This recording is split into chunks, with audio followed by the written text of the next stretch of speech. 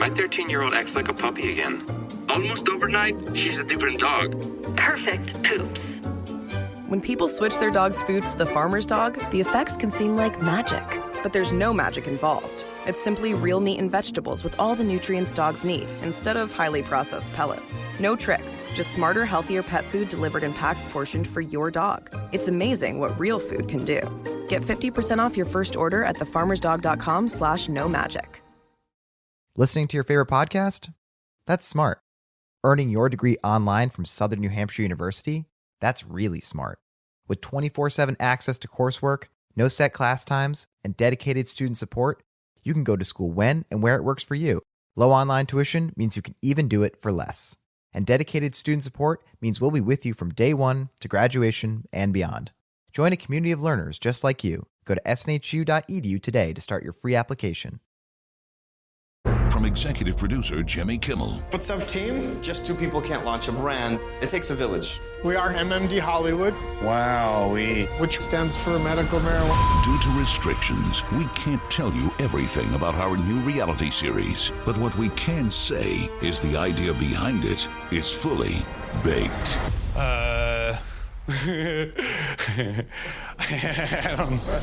High Hopes. Streaming 4/20 on Hulu. What's up? It's your boy, The Ted Smith from The Men's Room. And did you know I have a podcast? Well, I do. The Podcast. New episodes uploaded every Wednesday on the Odyssey app.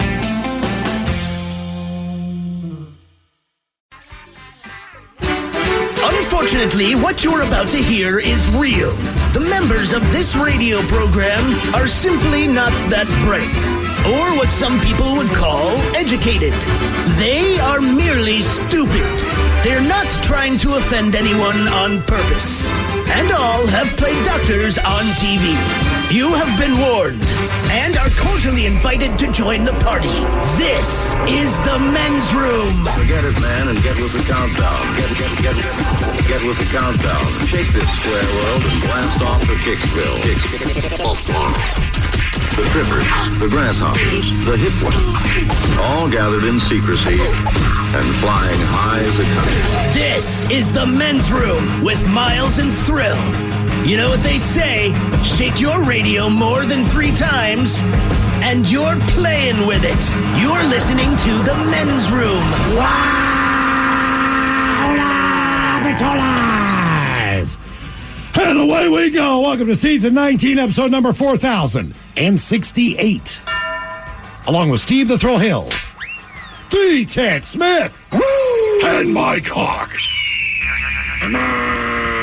Montgomery! And you, Hard Men's Room. How are you holding out there? On tap today, Taryn Daly from the Daily Mix Morning Show joins us once again. We will sit and spin, and today, a talking box with the 10 best talk box songs of all times. We will play Profile This, plus headlines, a Men's Room shout of the day, fun with listener emails, and everyone's favorite, TV Time with Ted. Click, clack, dringity, drum. That is all coming on today's very special episode of The Men's Room. And now, here's the question. Hola, bitches. Good day to you and yours. All right, it's only March, but it's already been a banner year for Boeing. Basically, if a plane manufacturer can have a problem, Boeing has it. But they got the festivities kicked off early in January when a door blew off the side of a plane mid-flight. But as luck would have it, a man in Portland found the door lodged in a tree in his backyard. Then last week, a 265-pound wheel fell off of a Boeing 777 upon takeoff. Now, it did not land in anyone's yard. Instead, it smashed through a fence and into several cars at a nearby parking lot. But hey, gravity ain't Boeing's fault, am I right? And Boeing isn't the only thing affected by gravity. Residents in a Japanese city, they're being warned not to touch a specific cat. Because like Boeing's doors and wheels, the cat fell. However, the cat fell into a tank of hexavalent chromium. And it survived. But now it is a walking lethal toxin. Seriously, they saw this cat splash into this vat of toxins, and then the cat left the warehouse. So they said, hey, if you see it, get away from it. Maybe just burn it with fire. Nothing good is going to happen if you come into contact with this cat. No one saw that one coming. Meanwhile, at a gym in China, a man attempted to lift a 140-pound barbell. I say he attempted because he dropped it. on the foot of a fellow gym goer. Oh, yeah. Ended up breaking this guy's foot. That guy will need 3 months to recover. But look, he can boo-hoo about that, or he can just be happy that he has something to recover from. Case in point, a man in Virginia, he will not be recovering after being pulled headfirst into a wood chipper. Same for the Illinois man who fell into a vault of molten iron while on the job. By the way, it's only his 9th day on the job. The good news, Mike, they said he did not suffer. Like, you were gone as soon as you landed in there. Or maybe the woman that fell into a Florida pond full of alligators. Now, it's not always tragic when somebody falls somewhere. A 13-year-old kid, he survived a fall into the Grand Canyon. And more impressively, a dog named Meatball, he survived after falling into the gorilla enclosure at the San Diego Zoo without the gorilla being Harambe'd, Mike. That's right. Turns out, once the dog spotted the gorilla and got a sign of it, that dog was kind of fleet of foot and found his way out of there. But look, things fall, things get dropped, or otherwise things just plummet. And today, we want to know the what, the who, and the how. With today's question, quite simply, who or what fell into what? To be a part of the big show, call 206-803-ROCK. You can like the Men's Room on Facebook, follow us on Twitter and Instagram at Men's Room Live, and send your emails to the Men's Room at KISW.com. My 13-year-old acts like a puppy again. Almost overnight, she's a different dog. Perfect poops.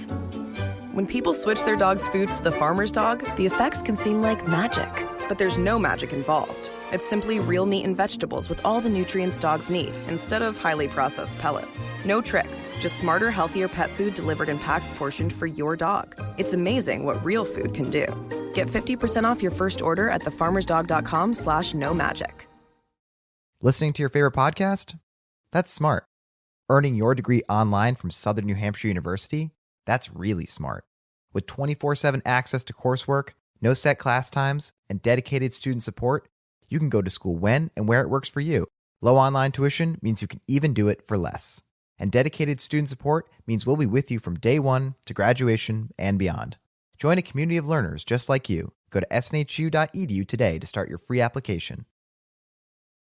From executive producer Jimmy Kimmel. What's up, team? Just 2 people can't launch a brand. It takes a village. We are MMD Hollywood. Wowee. Which stands for medical marijuana. Due to restrictions, we can't tell you everything about our new reality series. But what we can say is the idea behind it is fully baked.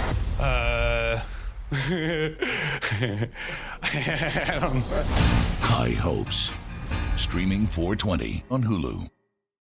This is a promotional message for Alexia Sweet Potato Fries, and in the process of elucidating you on all the wondrous virtues Alexia Sweet Potato Fries have to offer, I intend to do so in a prodigious manner befitting of such a superlative side. That's because all Alexia creations are creatively crafted, from sweet potato fries that accomplish a delicate balance of sweet and savoury, without GMOs or superfluous additives, to the eloquent lexicon of our advertisements, like this one, because every Alexia experience is intended to feel creatively crafted and exceptional without exception. Alexia's Sweet Potato Fries. Do procure them in your grocer's freezer. The debauchery rolls on. You're listening to The Men's Room with Miles and Thrill. 99.9 KISW. Hello, Patrols, away we go. Welcome to Season 19, Episode number 4068. What a large and in charge program we have for you today. Once again, we'll be joined by the lovely Taryn Daly from the Daily Migs Morning Show, and we will sit and spin, and we'll pay a little homage to a gentleman who passed away just a few weeks ago. Now, you might not know the name. You won't. His name is Bob Heel. And he passed away after a battle with cancer. He was 83 years old. Now, obviously, you probably don't know his name, but you definitely know his legacy if you've been someone who's listened to rock music for a lot of their life. He is the guy that invented the talk box, which is the device that produces the weird, like, robot vocal sounds on a lot of the Peter Frampton songs, a lot of the Bon Jovi The ones songs. that you know. How many does Bon Jovi? I mean, we know, just played Living on a Aerosmith. Prayer. Aerosmith uses a talk box. Mm-hmm. Nazareth, Steely Dan, Pink Floyd, the Eagles, Motley Crue. Joe Walsh was the guy that the talk box was actually invented for. Right. So once you hear it, you'll know it. You'll know the sound of the talk box. Essentially, I think it's the coolest effect. Look, there's distortion, which is standard in rock. So your average guitar, has that metal crunch to it. But the talk box as far as something you don't need but really want because it's super cool. I even got one for the bass. Talking to a buddy of mine last night. Does that attach to a microphone? Or how do you use it? There's the pedal itself, and then basically it looks like a fatter NG tube, medical tube. Yeah. It connects to the pedal itself. It comes up to your mouth. So you stick it in the side of your mouth like you had tobacco in your mouth. All right. And then you yourself go up to the microphone, and then when you sing, it kind of produces the sound. But you sing as you play your notes. So if you're saying, "Do you feel like I do?" Frampton is also playing, "Do you feel like I do?" on the guitar, but also sing, and you get that really. I feel like right now. So even if you're not high, it sounds like you're stoned. I think it's a cool effect, man. So we're going to get into the wonders that is the talking box with the 10 best talk box songs of all time. It's coming up as we will. You have a better name for it, Mike? Yeah, it's a talking box. That's what it is. I'd watch that cartoon, wouldn't you? And don't forget, Bajolas, we're days away from the Men's Room World Tour 2024. Stop number 1. Yes, we will celebrate the launch of Men's Room IPA at Black Raven Brewing in lovely Woodinville and do our show from 2 till 6. Weather's kind of breaking right now from what we understand. Maybe not the worst day to try to skip out of work on a St. Patty's Day weekend Friday. It's supposed to be sunny and temps around 60 degrees. I've heard a little bit over 60 because Castle's been all fired up about it. So it's going to be a beautiful day up in Woodinville. Hopefully you can stop by. We're going to do our show live from 2 until 6. Enjoy a Men's Room IPA if you haven't got a chance to try one yet. I now, and I just told Mike this, and I don't know why, but I've decided I now just call it the Men's Room IPA. I don't know why. Maybe because every time I see the label, I know it says IPA, but there's no period, so to me it's a Men's Room IPA. And if you're looking for it, and your favorite grocer, a lot of Safeway locations are carrying it, just look for the bright yellow can. Yes, and then indeed. you'll know. We've been fortunate enough, a lot of the grocery stores, including Safeway, have been putting the beer on the end caps of those aisles. So if you get down your normal beer aisle there and you get all your cold beers, maybe there's a couple of 6-packs in there, but for the most part, there's going to be a big display on the corner of the aisle. Yes, indeed. So that's where, as far as the pictures that you guys have sent us, and please continue to do that. When you find the beer, just shoot us an email to mensroom@KISW.com. Include a picture. We have more locations coming up that we will share with you during emails today. It is growing. If you haven't found the beer yet, over 300 locations. Apparently, the beer is selling like hotcakes. And we know how hotcakes sell. That's right. I don't know how that expression came to be, but back when in the was day, the explosion of hotcakes? Well, when was the moment? What was the decade where like all of the rage were hotcakes? I'm not sure. Honestly, it's got to be like the Great Depression or something. That's probably a good. You're going to look this up, Mike? There's a reasonable case to be made that the phrase derived as a reference to real cakes. In 1830s America, church bake sales and fairs often sold pancakes known as hot cakes or Johnny cakes. These were much nicer hot than cold and usually sold as soon as they were made. So they're selling like hot cakes. They were there all day, but when they were fresh, they were nice and hot. Okay. All right. Well, sell them like that, like a church bake sale. Hey, we'll have more locations come up. Please, seriously. That's right.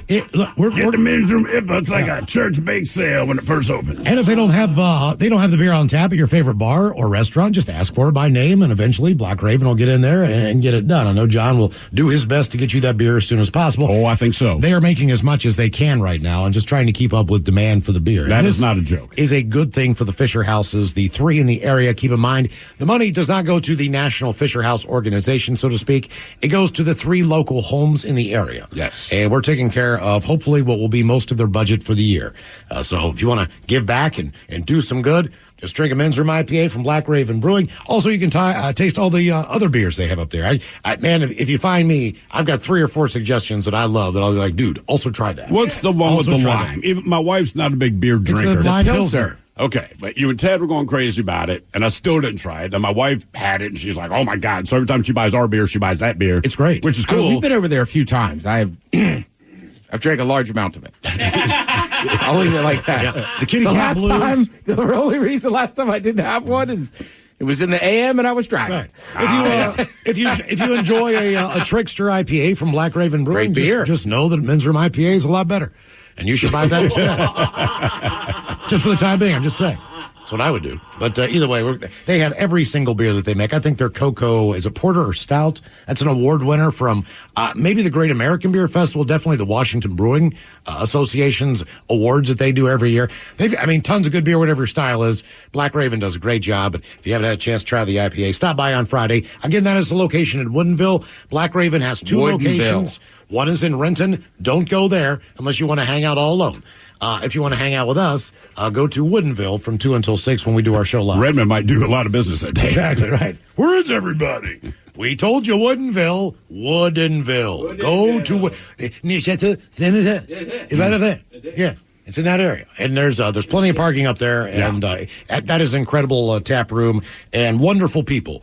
And as we get back to our roots with having a beer brewed here in the Pacific Northwest, nobody does it better than Black Raven. So we're fired up about this, and it's going to be a good day on Friday. If you can stop by for half an hour, get a beer, stay for the whole show, we'll try to get you on the air and all that crap. So that goes down on Friday. Now today, our question: who or what fell into what? 206-803-ROCK. Ted, should we just start with you for the people who are just listening to the show for the first time in a few years here? Or, do you remember any of that moment?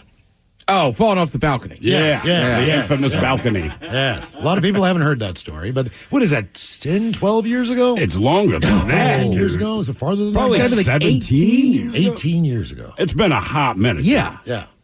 Ray got a concussion. He remembers better than you. Yeah, I mean, I just, I remember stuff, and I just remember certain dates. Yeah. So, yeah, that was probably 17 years ago. You know what? If I had to pinpoint it, I would call it 2007. It's not important, but that's when it happened. Okay. If I had to. And you were coming back from a UW game that day? Correct. Mike, I remember because I had been to a Penn State game. I wore a Penn State shirt. Listeners gave me crap.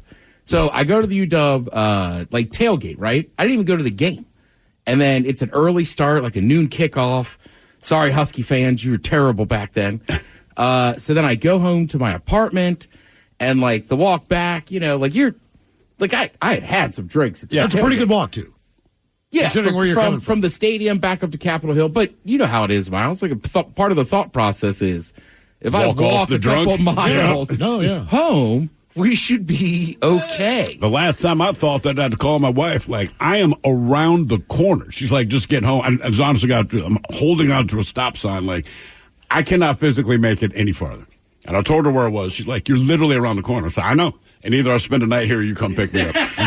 She was not, but I had the same thought. I'll just walk it off. I'm sure she liked that. She loved it, Mike. Right. So then, I'm sitting at home. It's a nice sunny day, early fall. And my balcony was 14 feet up. It's first floor, but 14 up. And then it just, the railing kind of curves in the corner. So, literally, I used to just sit out there kind of messing around. You might do a dip and kind of. But you have your back. My back is to the street.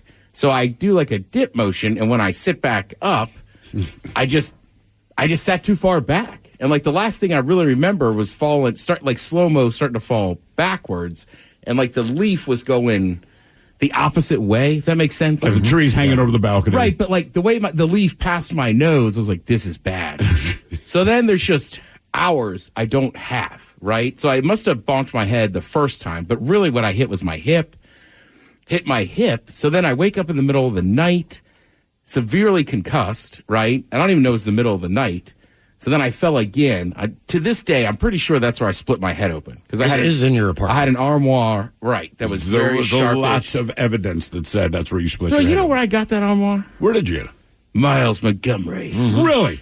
So you set up a death trap for Ted there? Yes. Because, dude, that thing was blood splattered. Right. Yeah. So now I'm bleeding. I get up again in the middle of the night. I don't know if you're, hopefully, literally I could have died. They told me. But it's awful. I stood up, fell down, split open my chin.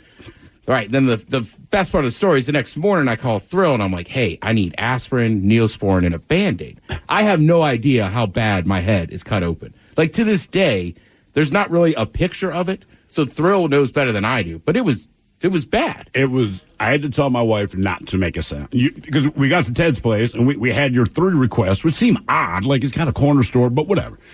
Open the door. We talk, and you're standing there in your underwear, kind of rocking. It's hard. I'm holding on for dear life because my head is just a mess. And I'm like, what happened, man? And then he turned around to take us into the apartment to show us basically what happened. And the back of it looked like, honest to God, it looked like someone took an axe and just split the back of your head open.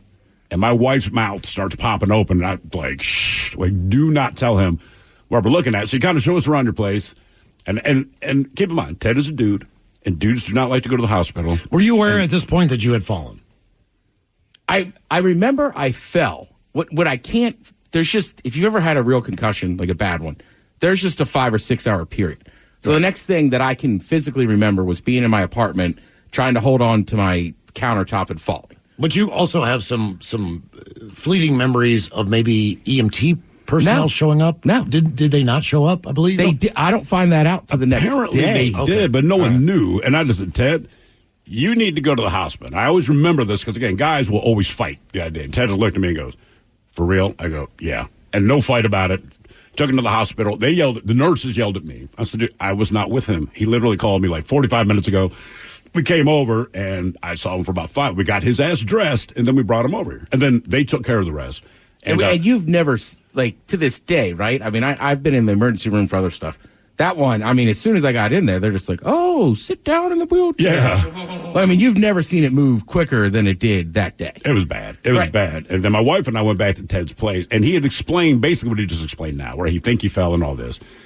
And your apartment was carpeted. And that armoire that you gave him to kill him, obviously. Yeah, obviously. So where you split your chin, I'm very confident it was on the armoire. But, I mean, it was right. My chin, because I remember falling.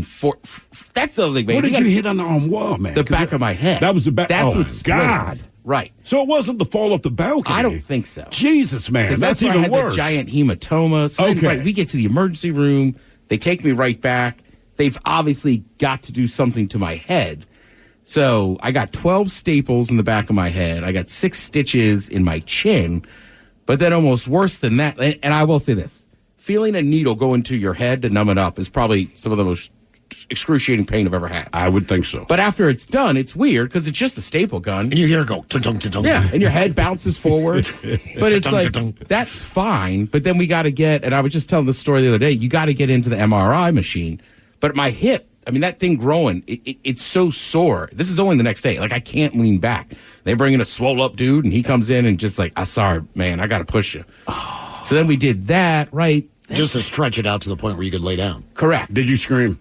Oh, I screamed horrific. That's what I'm saying. Like, because the other nurse was like, but the pain was so intense. Like, my body just wouldn't let me lay back down. I can't believe they didn't. Maybe pain medication isn't the best thing when you're concussed. Because they gave you a local in the back of your head. They gave me a local in the back of my head. I think they might have gave me something to take later that night. Because I didn't feel that bad when I got home, but the next morning was awful. So how long did they keep you in the hospital? Just that day. I was in there for a while, but they let me go home that day. Okay. Did you get to see any football that day? Because football was coming up. Washington was playing Dallas, and I was still a Washington fan. That's right. That's why I was annoyed when you called. So like, I still watched it in the freaking games going on. And then when I get home, I see the lady that runs my building, and she's like, "Are you okay?" And I'm like, "No." How did you know? And she's like, "Oh, well, you were just like passed out in that flower box." They didn't know I had fallen. I guess I must have already hit my head and had a concussion.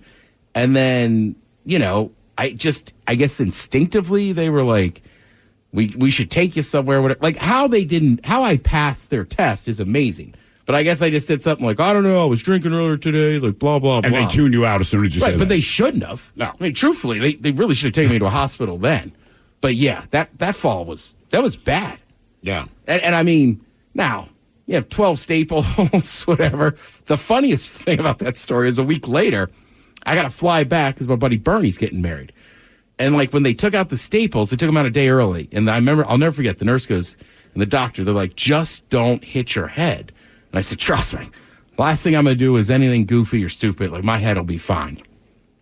Bernie's making a left turn on the way over there, and somebody hits the back of our car. And I mean, my head just bangs off the side of the car. Oh, no. You've got to be kidding.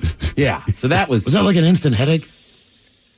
Yeah. I mean, it was awful. I just remember sitting there going, Bernie, damn it, man. The only thing I had to do was not hit my head this weekend.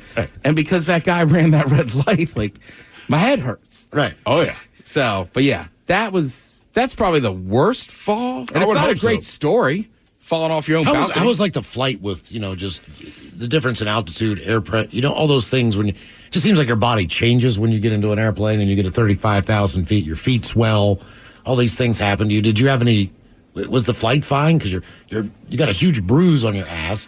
I mean, I can't remember that one. When I went sledding down Denny and got messed up, that flight was horrible. But I think you're overstating sledding, because sledding implies you're on a sled. Right, not a wood pallet. That one was much worse. And honestly, I think my mom was like, I'll buy you a first class seat. Like, you need more room. So that one was a little better. And that's the other funny flight. And granted, this is back in 07, 08. So they were prescribing way too many painkillers when you left. So I was on that flight and the guy next to me was having a cocktail. And I was like, you can have a glass? And he's like, yeah, man, order one. And he's like, what are you taking? I was like, I got this giant injury. And he was just a random older dude. I was like, do you want some? He's like, yeah. And I'll never forget, I get off that flight. The king of the world. Oh, yeah. And my mom is like, aren't you in pain? I'm like, nope. Don't know anything about pain. And then same thing, I take like a 3-hour nap. How's your buddy doing? Wake up. Oh, he was great. His grandkids were coming to pick him up. But when I woke up after the nap, after that flight, it was awful. It was awful. But I remember getting off that plane being like, no, Mom, I feel great. I was wrong. But yeah, the painful. Our question, who or what fell into what? 206-803-ROCK. At Metro, get an iPhone 12 with 5G and a dual camera system for $99.99. Take amazing pictures and share them instantly. And don't put up with life's yada yada. Yada yada. Like photo bombers. Zoom, crop out, yada yada. And bye. You don't take yada yada in life, don't take yada yada from your wireless provider. Get iPhone 12 with 5G with no activation fees and nada yada yada. Only at Metro by T-Mobile. Switch to Metro, bring your ID. This offer isn't available for customers currently at T-Mobile or that have been with Metro in the past 180 days. There are any number of reasons you might consider selling your home. That's where an agent who is a realtor comes in to navigate the process to sell your home in a way that's right for you. Because that's who we are. Realtors are members of the National Association of Realtors. eBay Motors is here for the ride. Remember when you first saw the potential? And then through some elbow grease, fresh installs, and a whole lot of love, you transformed 100,000 miles and a body full of rust into a drive that's all your own. Look to your left. Look to your right. It's official. No one's got a ride like this. There's nothing else that sounds like, feels like, or looks like the set of wheels in your garage. With over 122 million parts, you can make sure your number one ride or die stays running smoothly. So there's no limit to how far you can take it. Brake kits, turbochargers, engines, exhaust kits, roof racks, LED headlights, bumpers. Whatever your baby needs, eBay Motors has it. And with eBay Guaranteed Fit, it's guaranteed to fit your ride the first time, every time, or your money back. Plus, at these prices, well, you're burning rubber, not cash. Keep your ride or die alive at ebaymotors.com. Eligible items only. Exclusions apply. 99.9 KISW. The shenanigans continue. This is the Men's Room with Miles and Thrill. Here's a weird one. Residents of Fukushima, Hiroshima, I'm not even going to try to say that. It was not Fukushima. That's why I said Japan. It is. It's not Fukushima, but it's close. Yeah, man. Anyway, they have been warned not to touch a cat that fell into a tank containing the hazardous substance hexavalent chromium. As paw prints suggest, it escaped and may be dangerous. A security camera captured a cat running at high speed, following its path with reddish-brown paw prints. About 7 a.m., an employee to the factory discovered paw prints believed to be from a cat in a tank containing a toxic substance. Now, upon reviewing the security footage, the cat was seen escaping from the factory on Sunday night.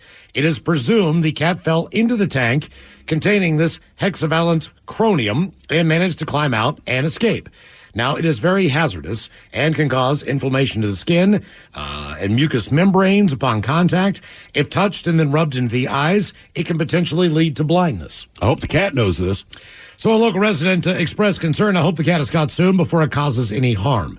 So they are appealing to the public to not touch the cat if found with any abnormalities and to promptly contact the city or police. Doesn't matter if it seems like it has abnormalities or not. This thing is a walking toxin right now. I'm shocked that this cat is still alive, considering what it fell into. I think they were too, because they said it fell into it, climbed its way out, and still left. Isn't that how the Teenage Mutant Turtles came to be? Wasn't it some radioactive goo or something? Yeah, it was like an ooze in the sewer. An ooze and sewer. Okay. Yep, green ooze. All right. Our question, who or what fell into what? 206-803-ROCK. Hello, Angus. Welcome to the Men's Room. Hi. Back when I got out of high school in 76, my neighbor took me out on a tuna boat. I worked for Bumblebee Seafoods on the Cape San Vincent. We headed out about 1977, headed down to the equator, started fishing. About a week went by. They set the net, and when you set a net off a purse seiner, it's a good 3 hours before you get the net back on the boat, right? Is that because it's that big? Yeah, and they winch it up, and if there's fish in it, they got to scoop them out. All right. But anyway, the bigger boats use helicopters to drive the fish into the net. The smaller boats, like the one I was on, use about 15-foot-long speedboats with 85-horse Mercuries on them. They would drop in the little boats, send them before the purse seiner hooked up with the mothership, would circle out there to get the fish back in the net, all right? Okay. I hit the wake of the mothership, and my motor mounts were loose, and my Mercury went plunging into the water. It's a beautiful day. There's no wind. It's like 100 degrees on the equator. And, again, the boat took so long to put the net on the boat, it drifted so far away from me, I couldn't even see it. And I couldn't lift that motor by myself. I was stuck out there. I was scary, man. Well, how deep is the water? Oh, it's, we were like 200 miles offshore. All right. So you're floating in the middle of the Pacific Ocean? Yeah, near the equator off Panama. Isn't that where the doldrums are? I don't know, man. But basically, you said it's windless. There's no real waves. You're just adrift, and you're powerless. Yeah, I was adrift. I had no way of moving my little speedboat, so I had to just kick it back in the 100-degree weather, take a swim here and there to stay cool. But we had headsets on our head, which talked to the skipper. But he got so far away, I lost my signal with him, and it was a little scary. So how long do you believe you were floating in the equator there? Probably about 4 hours. 4 hours. And you said you had to basically get off the boat and kick this thing in the direction of the mothership. Well, I hit the wake of the mothership as it was coming around, and my motor mounts were loose, and it fell off, and there's nothing he could do. The 3 other speedboats got the tuna in the net, and then I was just left out there until they got their business done. Came and got well, so they basically waited to catch the fish, and before they worried about getting you. Yeah, absolutely. Because they don't think you're going to drown. You're just adrift, right?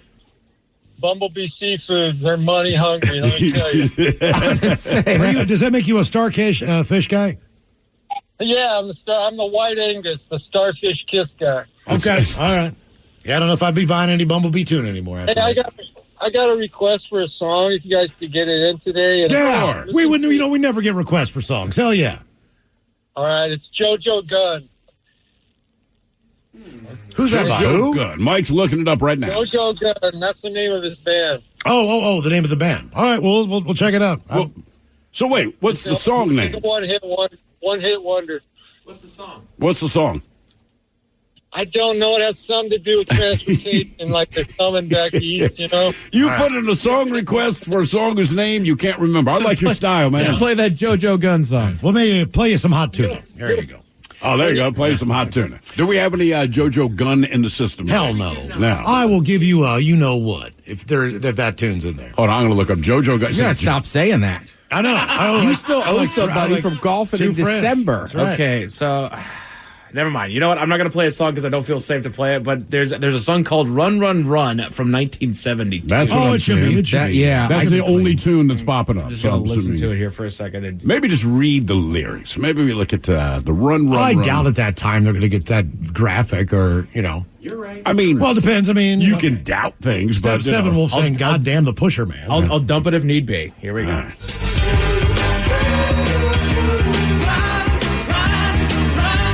Oh, I've heard this song. Yeah, this isn't in the system. What? You better ride on, baby. You was born outside of the law. All right. Now I'm just laughing in my head, thinking about all of a sudden they're just going to drop. Just drop like an F word or an N word. Right. Just like, yeah, good call, Mike. Who exactly is running? Yeah, what are they running from, JoJo? Who or what? Fill in the 206-803-ROCK. Guess who it is, Ted? James. Welcome to the men's room. James? Hello, how you doing? Hola. Hola. What's going on, guys? Oh, just enjoying it, James. Oh, right on. I'm on my way to Eastern Washington to work. Anyway, my story, Me and some buddies went to Vancouver to go do some hunting on a place called Bell Mountain, and so we get done hunting. We all decided we're going to go over into Portland to where all the bars are. Of course, it's topless bars anyway, and specifically topless. All those. Huh. Yeah, absolutely.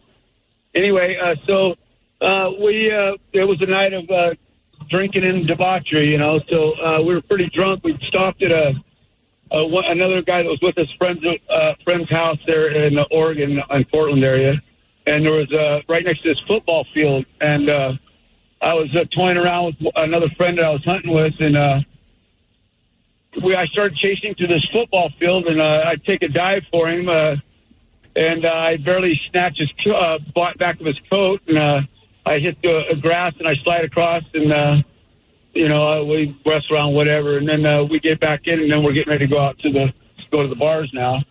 Well, I get into one of the bars, and I notice that there's a bunch of human feces all over my shoulder and my back. I thought I smelled something. And, needless to say, I didn't have a change of clothes with me either. But the waitress pointed it out. I don't know why I didn't smell it before then, but or anybody else. It ended up being all over my buddy's back seat, too. But anyway, you think they could have found a better place to take a crap. Well, it's a dog, obviously. Or a horse. Yeah, I mean, somebody's just letting their dog run out there and use the bathroom. No, it was not a dog. Oh, it was not a dog? No. It was human. Okay.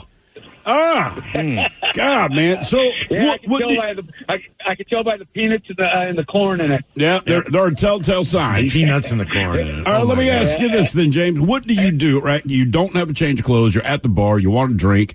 The bartender or waitress has pointed out you smell like S and you're covered in it. Do you have to leave or do you fight through it? Well, what I did is I went out and I put on somebody else's coat. Came back in.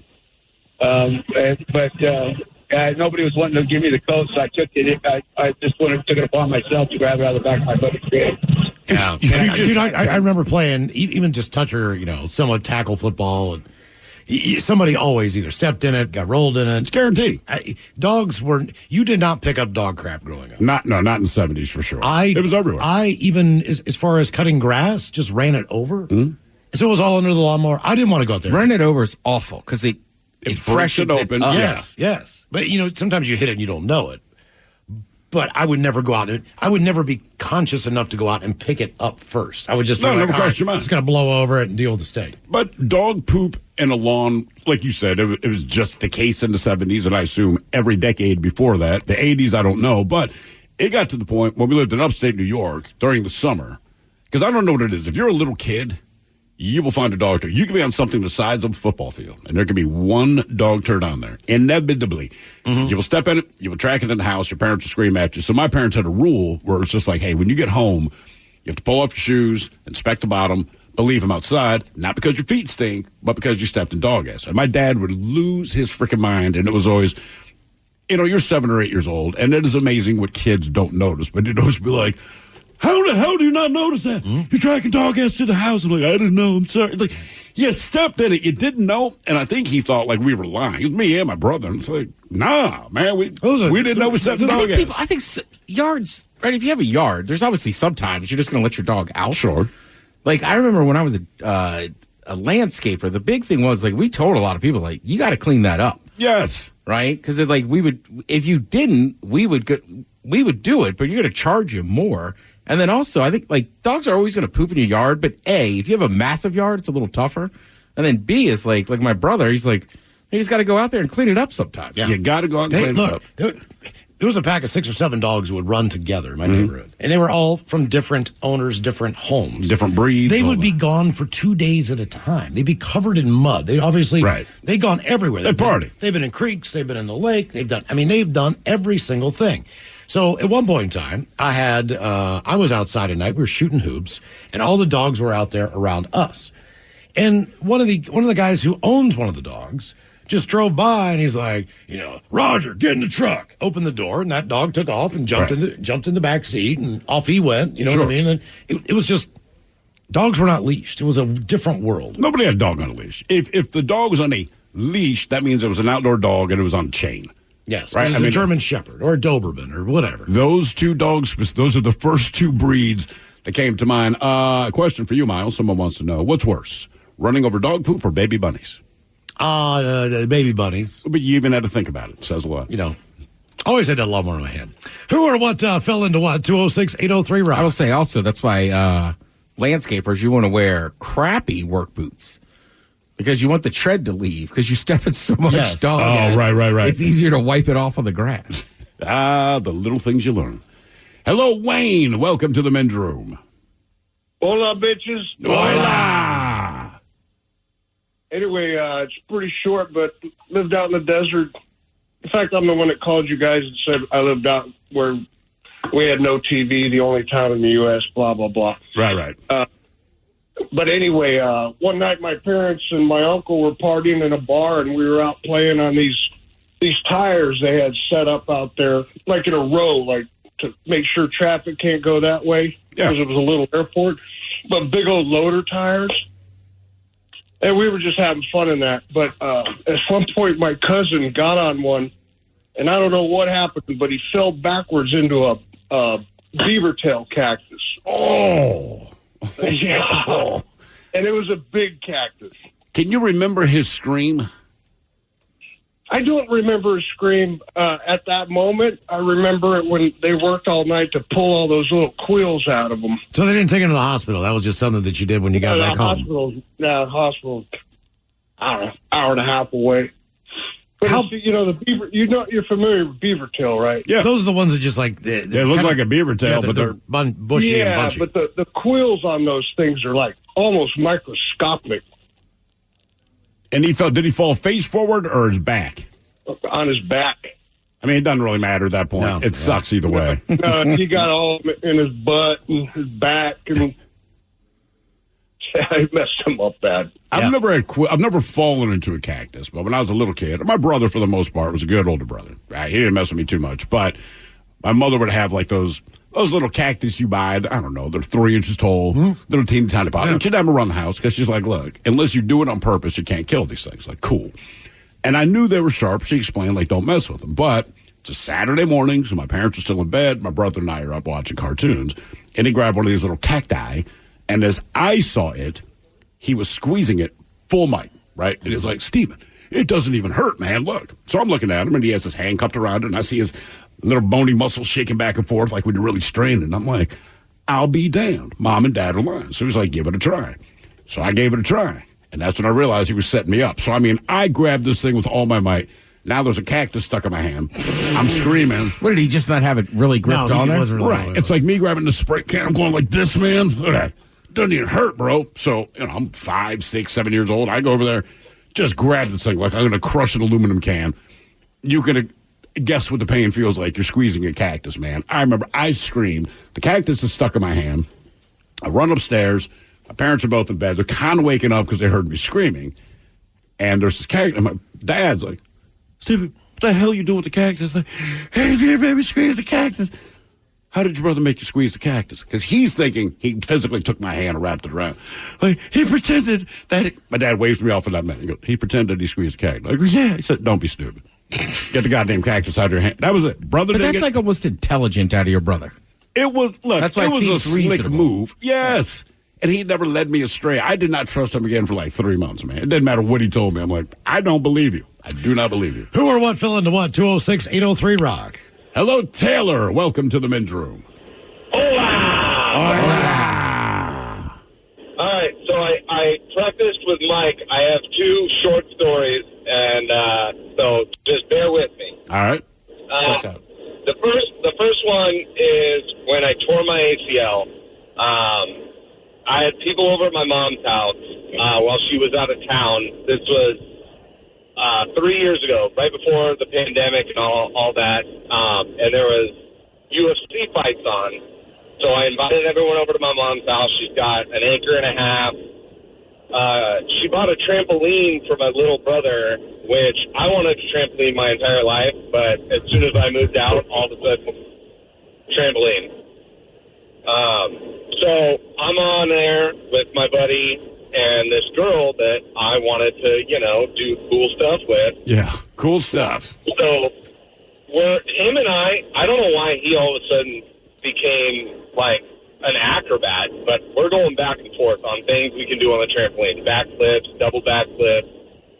So I try for a corkscrew, and as soon as I jump, I feel a pop, and I hear a snap. And it's my ACL completely tearing, but I still have to land. Right. So I drop down on the trampoline, and I can feel my bones smashed together. Jesus. And the doctor even said when I went for the MRI, like, I've never seen a bone bruise this bad. Like, this is really, really bad. We're going to have to drain your knee. I'm like, awesome. Hope my copay covers it. No. Did they use, did they put the syringe and try to get all the bursa fluid out of there? No, so apparently it was in like a section of my knee to where it wasn't really going to affect me. I couldn't turn left without falling down. Okay. Which is a weird thing to say to anyone, but ended up, being okay. Surgery went well. They took part of my hamstring and built a new ACL. Second story, so I'm afraid of heights, but there's a spot out in Maple Valley, Black Diamond, where you can cliff jump. And for some reason, jumping into a river, I'm super good at. And I do just the most wild stuff. Well, there's a spot called Tong. It's normally like 55 feet, but when the water starts dropping in the river, it goes to about 66. And my buddies are like, hey, man, you got to do it. And I told them, no, man, I don't. Well, I did it, and I made the mistake of having my arms out like a bird. Dislocated your shoulders? No. So 66 feet, it feels like about an hour and a half. When I hit the water, I heard it. I heard my arm slap, but I didn't feel it until I was trying to swim back, and my arms were kind of like noodles. And then the next day, I looked, and I looked like Thrill on the back of my arm. Oh, you look like Thrill now. That's real bad.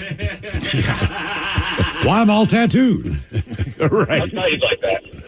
No blue, just black. That's it. Who or what fell into what? I mean, that's the term, black and blue. Blue, right. Minus the blue. Not on the station, it's blue on black. No. One black. No. Who or what fell into what? 206-803-ROCK. My 13-year-old acts like a puppy again. Almost overnight, she's a different dog. Perfect poops. When people switch their dog's food to the farmer's dog, the effects can seem like magic.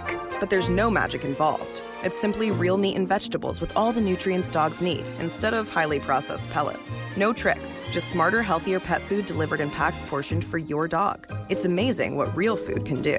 Get 50% off your first order at thefarmersdog.com/no-magic.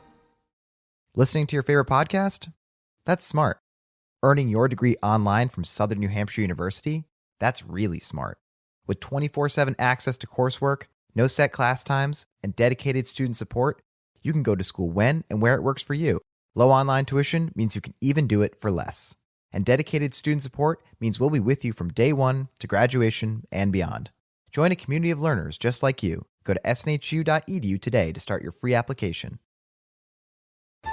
At Metro, get an iPhone 12 with 5G and a dual camera system for $99.99. Take amazing pictures and share them instantly. And don't put up with life's yada yada. Yada yada. Like photo bombers. Zoom, crop out, Yada yada. and bye. You don't take yada yada in life, don't take yada yada from your wireless provider. Get iPhone 12 with 5G with no activation fees and nada yada yada. Only at Metro by T-Mobile. Switch to Metro, bring your ID. This offer isn't available for customers currently at T-Mobile or that have been with Metro in the past 180 days. My 13-year-old acts like a puppy again.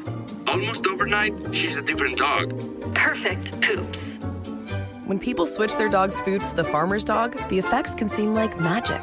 But there's no magic involved. It's simply real meat and vegetables with all the nutrients dogs need, instead of highly processed pellets. No tricks, just smarter, healthier pet food delivered in packs portioned for your dog. It's amazing what real food can do. Get 50% off your first order at thefarmersdog.com/no-magic.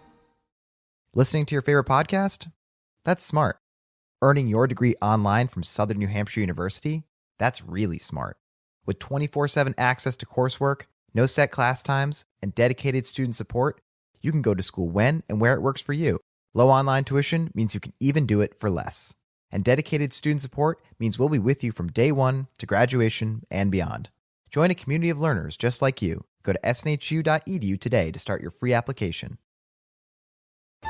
At Metro, get an iPhone 12 with 5G and a dual camera system for $99.99. Take amazing pictures and share them instantly. And don't put up with life's yada yada. Yada yada. Like photo bombers. Zoom, crop out, Yada yada. and bye. You don't take yada yada in life, don't take yada yada from your wireless provider. Get iPhone 12 with 5G with no activation fees and nada yada yada. Only at Metro by T-Mobile. Switch to Metro, bring your ID. This offer isn't available for customers currently at T-Mobile or that have been with Metro in the past 180 days. What's up? It's your boy, The Ted Smith from The Men's Room. And did you know I have a podcast? Well, I do. The Podcast. New episodes uploaded every Wednesday on the Odyssey app.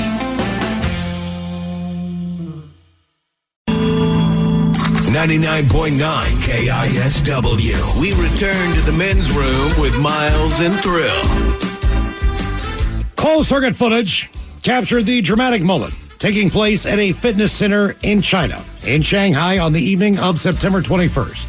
A man dressed in a blue t-shirt appears to be attempting a weight lift, but loses his balance almost as soon as he tries to stand upright.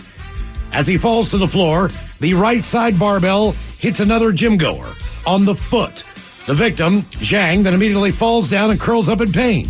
He holds his right foot with his hands, while others rush over to check on him as he is seemingly unable to get up. Zhang later told local media he was in shock and experienced intense pain that forced him to fall to the ground. Both men later taken to the hospital. I think he dropped the weight suddenly, twisted his foot, lost his balance, and the falling barbell weighed about 140 pounds. I'm glad Zhang had to explain to the media why he crumpled to the ground in the fetal position. Now, this is a gym. I'm telling you right now, if that's a 140-pound dumbbell, this is like the equivalent of a Gold's or a World's Gym. Very rarely have I been. This is a gym where they have chalk and weight belts. Yeah. I mean, this is a different kind of gym because 140 pounds, man, that is a lot. He fractured his right foot, immediately laid down in pain. I'll need to recover for 3 months. He added the gym manager was already reported to the incident, and he reported it to the company, and the further actions will depend on the response from higher-ups. He emphasized the importance of safety precautions during workouts and urged everyone to be cautious. In this instance, I think it was just a matter of too much weight. Well, he even said, man, like the guy, it didn't look like he was struggling with the weight as much as his ankle twisted just at that moment that he lifted it, and there's just nothing he could do. Right? So the guy lifting it, his ankle twisted. There's no way he had two of these. This was a one dumbbell. Yeah, it's a one dumbbell deal. It's got to be. Not 208 pounds. Who or what fell into what? 206-803-ROCK. Yeah, I'm with you. I feel like 100's usually kind of the biggest. Mm-hmm. Yeah. Here's a bad one from the text line. It says, a friend of mine tripped and his left arm and hand fell into a hot tar bucket. Ooh. He lost 3 fingers. God almighty. Whoa. Hello, Brock. Welcome to the men's room. Hola. Hola. Sorry about that. Here, let me take you out of my ear. Thank you. But it feels so moist. You need a Q-tip. I've been slinging packages all day, so. Okay. Here you go. Is that better? Yeah. How you doing? We're doing great. Good. I'm looking forward to Friday. Me and my better half, I learned my better half will be there with me on Friday. Always your better half. What were you calling her before that? Remember I said my girlfriend, and you guys gave me a bad time about it. Why do we give you a hard time about calling your girlfriend your girlfriend? Well, we've been together for 7 years. Oh, you. Yeah. Your better half at this point, man. Yeah, for sure. Yeah. Crap or get off the pod, dude. Yeah, sure. Look, well, I'm old, so I'm just waiting. Yeah. So you're gonna like this, Thrill. This is back in the 80s, the 85 summer. I had some older brothers that taught me how to deal stuff. They taught you to sling drugs? Yeah, I learned what B12 was when I was 17. So. All right. Proud of you, son. Yeah, no, it was not. That was a long time ago. I was a kid. Just it was the '80s. I was having fun. Just we get whatever. it, man. You don't have to apologize for being a kid. Yeah. So anyway, I show up to this party. It's the summer. It's a pool party, and I had done my thing and had it all with me, and went to this party and didn't realize that they were pushing people into the pool. So. Sure enough, I walked by the pool, and next thing I know, I'm in the pool. How much money worth of drugs did you have on your person? It wasn't that much. It was only an 8-ball, but back then, $325 was a lot of money. So yeah, I'd be pissed now, man. Yeah. Well, people said they'd never seen anybody get in and out of a pool so fast in their lives. Did you not have that tied off? Well, so no. Luckily, right before I left, they were all up in little paper seals, and right before I left my house, I put it in a Ziploc baggie, and it actually ended up saving it all. It did save it. All right, okay. Because, right now, I did not ask if you were okay. I wanted to know about your drugs. No, I ran into the house, threw it on the pool table, asked somebody to dry it off and get that out of there, and then I shared some with them, and everything was good. Ironically enough, I believe that... people do that for drugs. My initial introduction into really intricate and cool origami was always the Coke dealer who would take your dollar and figure out a way to make like the perfect envelope without using like anything in a else. heartbeat. It was amazing, like how fast somebody who deals those drugs knows how to just take a piece of paper and make it into one of the neatest little kind of carrying purse envelope you've ever seen. Look, man, say what you want about drug dealers, but I'm telling you right now, they know origami and they know the metric system. I'm not good at either of those things. It's a skill set. I'm not kidding you. The same guy that could do that, he could make like a bird. He can make they know how to fold, man. Basics, that's what I'm saying. The basic good stuff. drug dealers know the metric system. They know origami because it's a matter of packaging, but you didn't necessarily bring the proper packaging for them to give you the drug, so they do it for you. And then everything's in a metric system, right? No one ever says, I have a pound of, I have an ounce of. No. Maybe weed, you get an ounce. I think weed is the only thing that we use. Yeah. He could do the standard weed system. goes back and forth. Depending on the amount. You're still talking about, right, you're talking about an eighth, but then it goes to ounces and pounds. But I feel like every other drug, it's like, oh, no, man, it's all metric. You can take a $1 bill from a woman and turn it into a flower and then give it to her at the bar. Oh, my God. Oh, yeah. How did you do that? And then I make Coke for her. I'm a Coke dealer. Who or what fell into what? 206-803-ROCK. Jesus. I think we can all relate to this without having suffered this guy's problem from the text line. It says, I do road construction. One of my buddies, he fell into an open manhole because he was staring at a chick with a huge ass walking by. Nice. Yeah, we've been there. Let's see. Hello, Angela. Welcome to the men's room. Hola. Hola. Hello? Hey. So basically, I live in the woods, and... Do you live in a house in the woods? You make it sound like you're Bigfoot. I live in a house in the woods, Okay. and moving on I have bigger dogs, but I don't have a fenced-in yard. And during, the summer months, while I'm getting ready for work in the morning, I'll just open the front door and let them out to do their roaming around. And one morning I was getting ready for work, and I heard my dog start barking, and then I heard barks that I didn't recognize. So I went out to investigate, but I was in my underwear and my tank top, and that was it. We were also in the process of redoing our front porch because we had some rotted boards. And I noticed 2 stray dogs in the yard, and my dogs were starting to get a little riled up. So I went to go get the stray dogs out of the yard and stepped right onto one of the rotted 2x4s. And went straight through, one leg, straight through a single rotted 2x4. My porch is about 6 feet off the ground. Okay, that was my question. I'm 5'9". So basically, you were stopped by your own cooch, I'm guessing? Yes, I went one leg through, and my other leg bent up underneath me, so I am literally dangling one leg through my porch up to my lady bits. How bad did it hurt your lady bits? So surprisingly, that is the part that got hurt the least. She has a labia of iron. Splinters. Yeah, that's a positive. But my husband at the time, of course, hears me yelling, and I call out to him, and he's like, well, let's lift you up out of there. So he goes to kind of help me up because I couldn't put pressure on my wrist. And every time he goes to pull me up, I start yelling that it hurts. So he gets under the porch, and the board didn't break all the way. So every time he goes to pull me out, the 2 pieces of board wedge back up into my leg. All right. Okay. Well, he doesn't like the sight of blood. As a matter of fact, he is a fainter.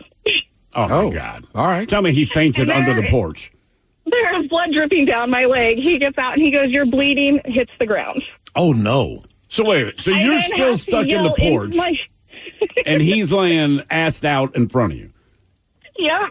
And mind you, the stray dogs have run off by now, and my dogs are now freaking out, licking my face and trying to, help Mom out. I had to yell into the house for Google to call Dad, who luckily lives down the road from me about 10 minutes. I'm in my tank top and my underwear. My husband is now on the ground. And so Dad gets there, gets under the porch, breaks the 2x4s out all the way, helps get me out of the porch. I have cuts and scrapes all the way up and down both sides of my leg. And I have a broken ankle, a broken wrist.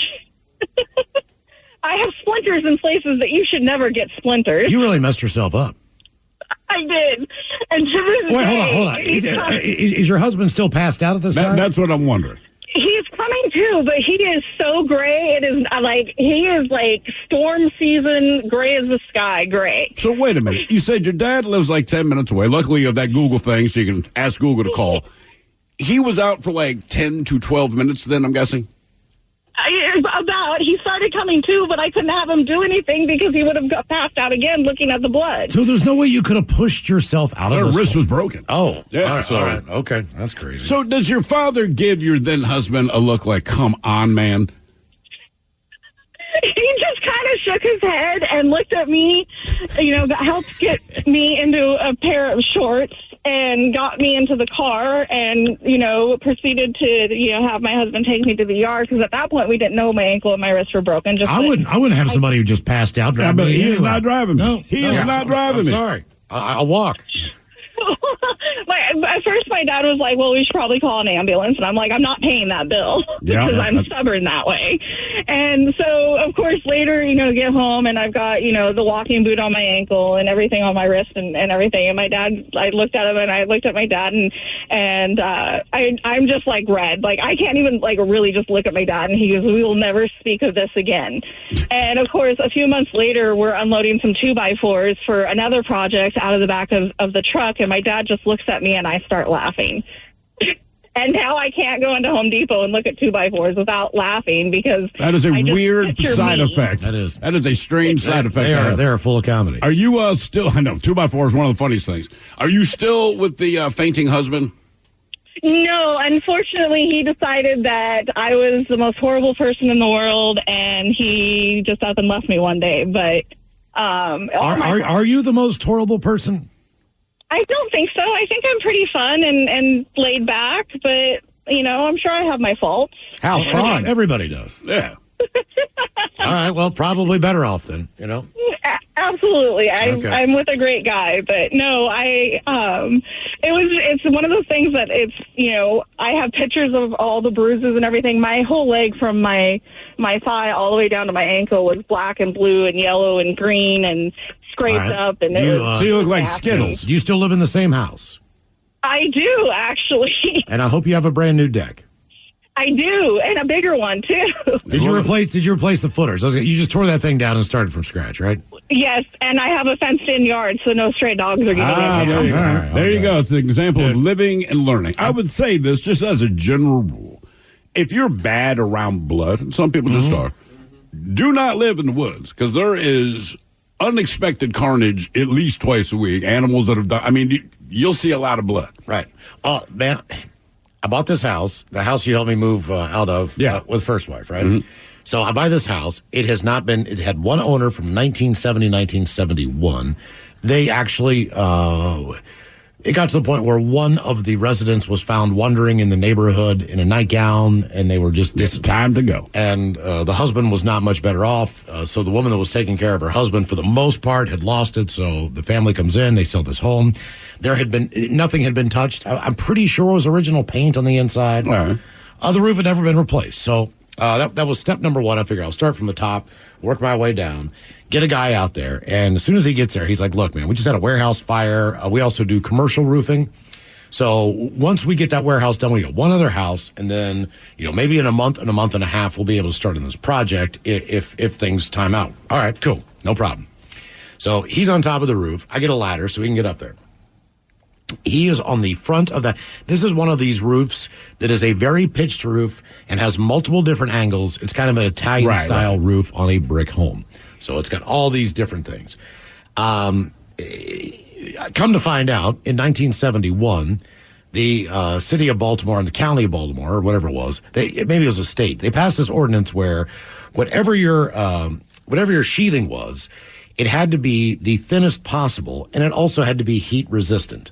Right, fires and all that crap. And because of the way that row homes were built, they were built side by side.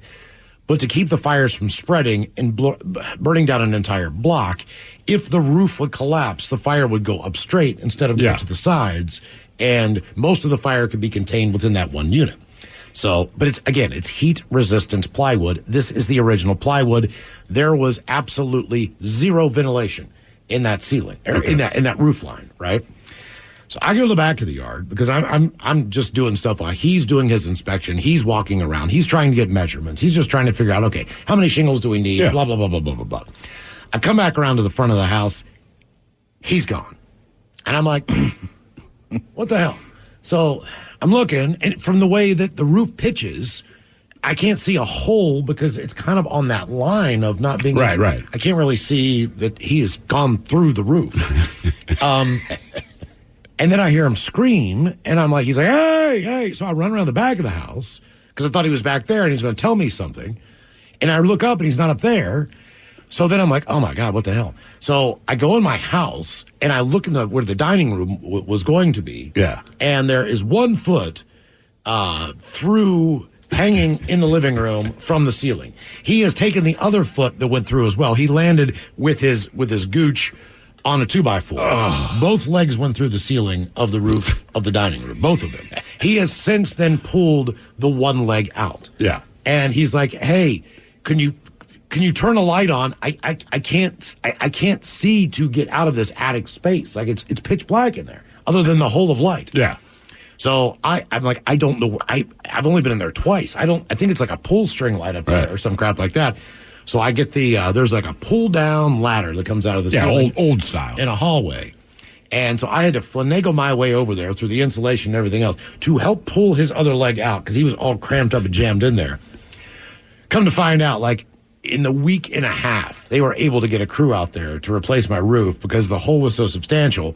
Like, we gotta repair this now. There's nowhere to put a tarp. You can't, this is screwed. So the good news was that the guy came out within a week and a half. I had a new roof.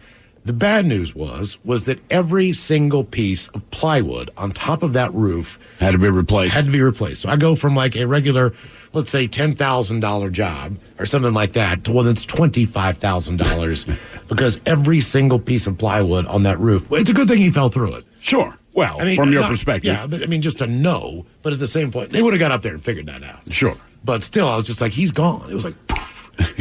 I'm like, where is this guy? Like, the ladder's right there. He didn't come down. His truck is still there. I can hear him. Right. Where is he? I walked in the door. I'm like, oh my God, he's hanging through the ceiling. And the ceilings in this house were like 8 feet. All right, yeah. So it wasn't like like a regular 8-foot ceiling. They were a little bit higher than that. So like he was up there.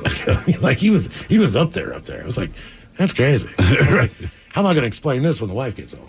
And the drywall guy has to come in. The whole nine. All the crap. Who or what fell into what? 206-803. My 13-year-old acts like a puppy again. Almost overnight, she's a different dog. Perfect poops. When people switch their dog's food to the farmer's dog, the effects can seem like magic.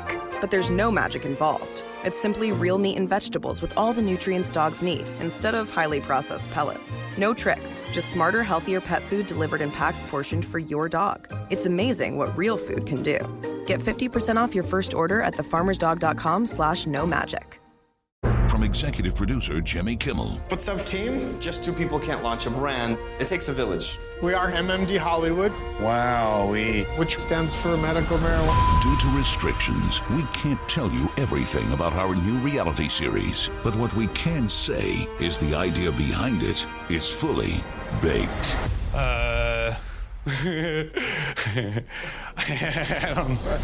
High Hopes.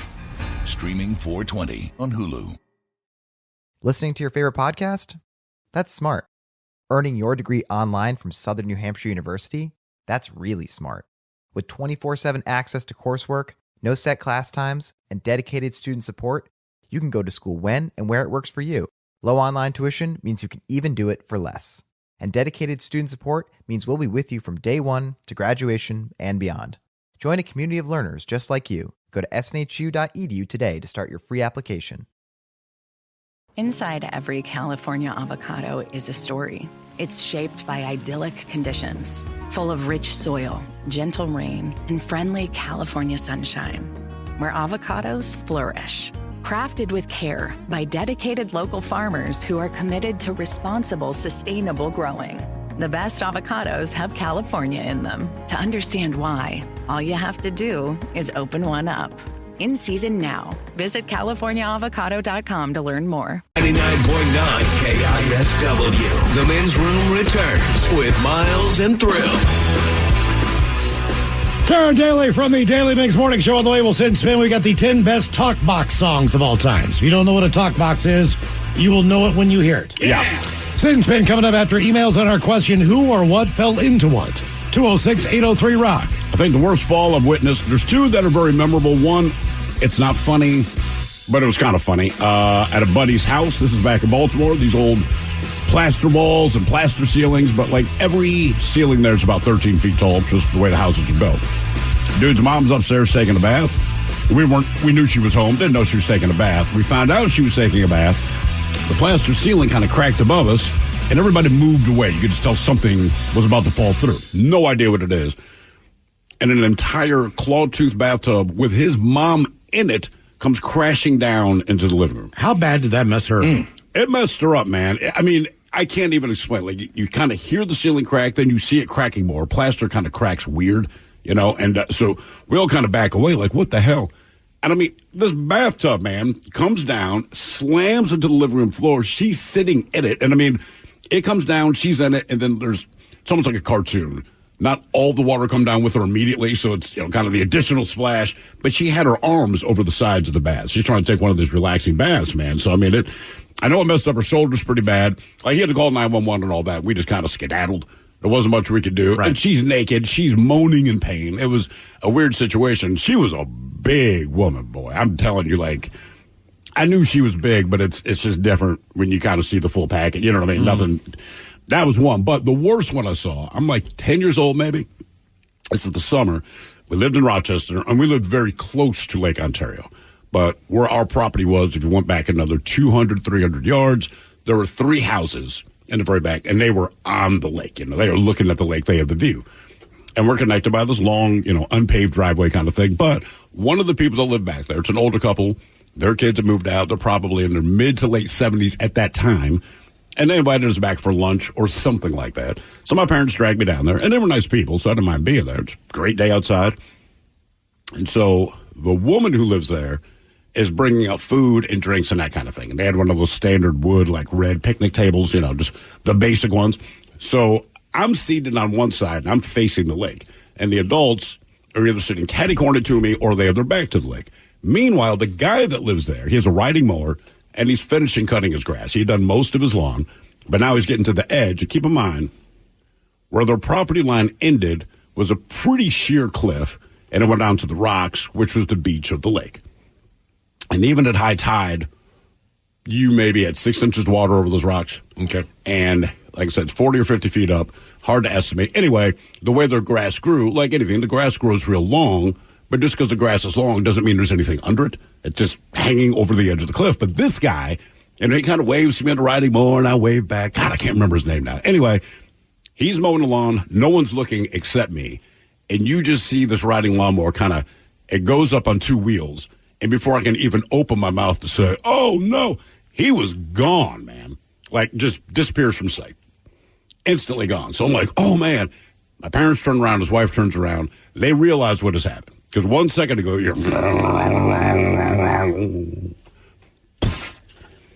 They run up to the edge. My man dropped all... He survived, by the way. He went all the way over the edge, landed on these rocks. But he was still, like, in a seated position, even though the lawnmower was sideways. So one leg is kind of crushed under the side of the lawnmower. The other leg's still draped over it. He's all sprawled out, and you can hear him moaning. I remember that the most. My parents made me go home, so I didn't get to see the final carnage of all this. I know he survived, but it was just like, oh, Did your dad go down and get him or try to? Yeah. I mean, it's like, because my mom's just like, go the F home. So, I run back home. They just don't want me to see it at that age, which I kind of regretted because, if you're a kid and there's carnage, you kind of want to pop an eyeball over there. But, yeah, it was bad, dude. They were gone for like an hour and a half before they came home. The only problem is, as a kid looking at that carnage, because I'm with you. You want to, but you don't know what that threshold is of too much till you see it. You don't know, and that may have been too much, but I know it was not good. But, like, for the carnage thing, I can't remember what it was. I wanted to watch something. My son was still awake. It's like 5 years ago, so he was young. And I'm like, all right, I'm going to wait for him to go to bed, and I'll put something else on. So I just put on Jurassic Park in the meantime because it happened to be on TV. I'm like, whatever, no big deal. So he's going to bed, but as he's turning the corner to leave the living room and head to his room, it's the scene where the T-Rex grabs the lawyer off the toilet, shakes him around, rips him in half, right? All right. And so I'm like, yeah, I'll watch this scene. It's kind of funny. And I turn around, or my son is peeking around the corner. His eyes are all bugged up. He's like, can I watch this? I'm like, no, man. Go to bed. I don't even mean for you to see that scene. Just go to bed. Go to bed. Who or what fell into what? 206-803-ROCK. Hello, JC. Welcome to the men's room. Hola, gentlemen. Hola. The one thing I want to know, we probably won't have the answer to this, is the guy who fell in the manhole, the really big butt. Yeah. Was she wearing scrubs? We may never know the answer. Damn it. Anyway, hey, I used to work up north in Linden. I was born up there. Okay. And working on dairy farms, right? And they got to do something with all the cow poop. So what do they do with it? Do we guess? Let me say, they take it to the Walmart. No. That's after they dry it out. But before that, they put it in this big lagoon. I feel like they can pick a word better than lagoon. Well, a pit is in the building that you scrape all the manure into, and that's usually under concrete. Okay. But then it gets pumped out into the lagoon, which is stored outside. Okay. And in the summertime, it doesn't get a lot of rain, so it dries out. And then you got to put an agitator in there and stir it up. Otherwise, it'll solidify. What exactly is an agitator with regards to cow manure? It's like a boat propeller on a really, really long shaft attached to the back of a tractor. Okay, so like your washing machine. So like a rototiller you pull. No, but it's a big boat. It's a big boat propeller. Right. Okay. It's round like a propeller, and you back it down into this lagoon because you got a ramp, and the sides of the lagoon are all sloped, but you got this ramp. But anyway, you can't just leave the tractor there because you're wasting the tractor. So you pull the tractor and the agitator out, use the tractor to go hay, bales, or whatever you do with the tractor, all that stuff. But anyway, I hooked it all back up, and I had to back it down to the lagoon, and I was probably really, really stoned at the time because I was 16 and in high school and smoking a lot of pot, working on a farm. So I backed this tractor down in there, and I set the brake. The agitator's all set up, and I fire it up, get it going. I walk away, and I hear this big, loud clank, turn around, and the PTO shaft came off the back of the tractor. So I go running over there and shut the tractor down. I go to hook the PTO shaft back up, and I realize that I'm on the wrong side. I got to go to, instead of being smart and going around the front of the tractor, I just climb over the agitator, and I slipped and slid right down into that lagoon that was full of cow poop. How deep did you go? Dude, I went all the way under, brother. All the way under, man.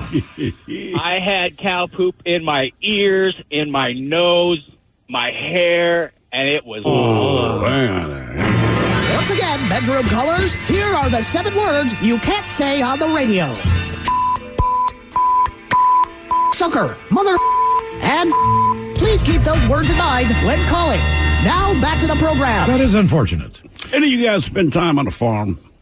I mean, I just never did. I'm just like, what is the exact appeal of a farm? I understand there are people that, man, they just like to work with their hands, get in there, and it's what you like. But it seems like when things go wrong on a farm, it is always a situation I would never want to deal with. No. And not only like getting your hands chopped off, because you're like sliding into a lagoon of cow ass. Not only that, but you're working from sun up to sundown. So if you do have that kind of a job, there's no weekends off. Everything smells. You got to get up all early. my friends that lived on a farm, I mean, they worked their ass off.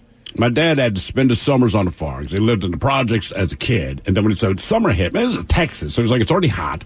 There's no air conditioning, but his grandparents, a place called Eagle Lake. And he said, man, I hated it, but there's nothing you could do. They dropped you off. And he said, you get up in the morning, you do all the crap you got to do. He's like, but then I would sit on this front porch and you'd stare at this dirt road. And so it was like 200 yards away. And anytime you saw a dust trail, you knew a vehicle was on there. And every time you saw a vehicle, it said maybe once every 2 days, you hoped and prayed it was your parents coming to pick you up. He said, and if the dust trail would just go by, it's like you would almost be reduced to tears. And my dad was a tough guy, but he's like, seriously, man, it just sucked. He's like, if you wanted milk, then you had to go out and milk the cow. It's like they never did like anything in advance. It's not like they milked it up. It's like if you wanted milk with something, they're like they'd hand them a bucket, be like, go do it.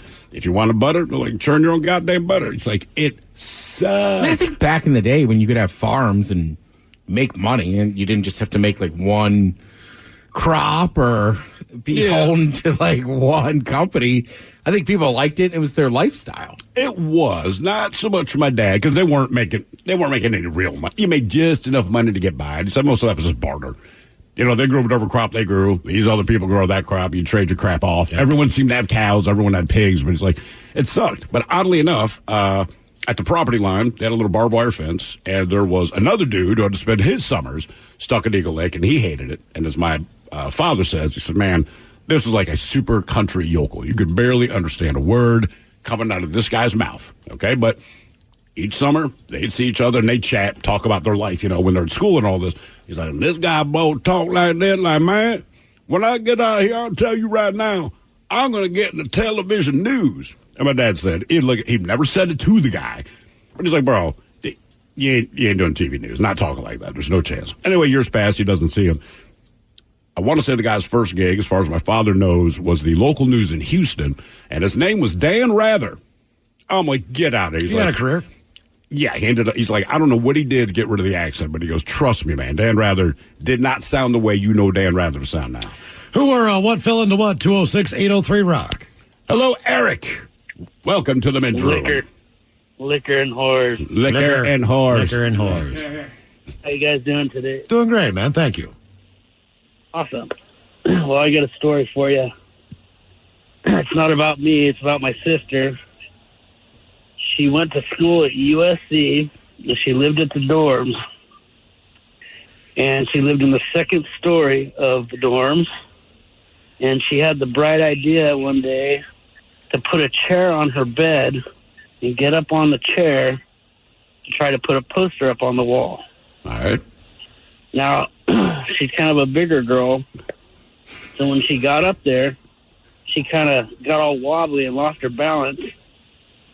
Fell off the chair, onto the bed, and out the window, face first. Was the window open, or did she bust through it? She busted through the screen.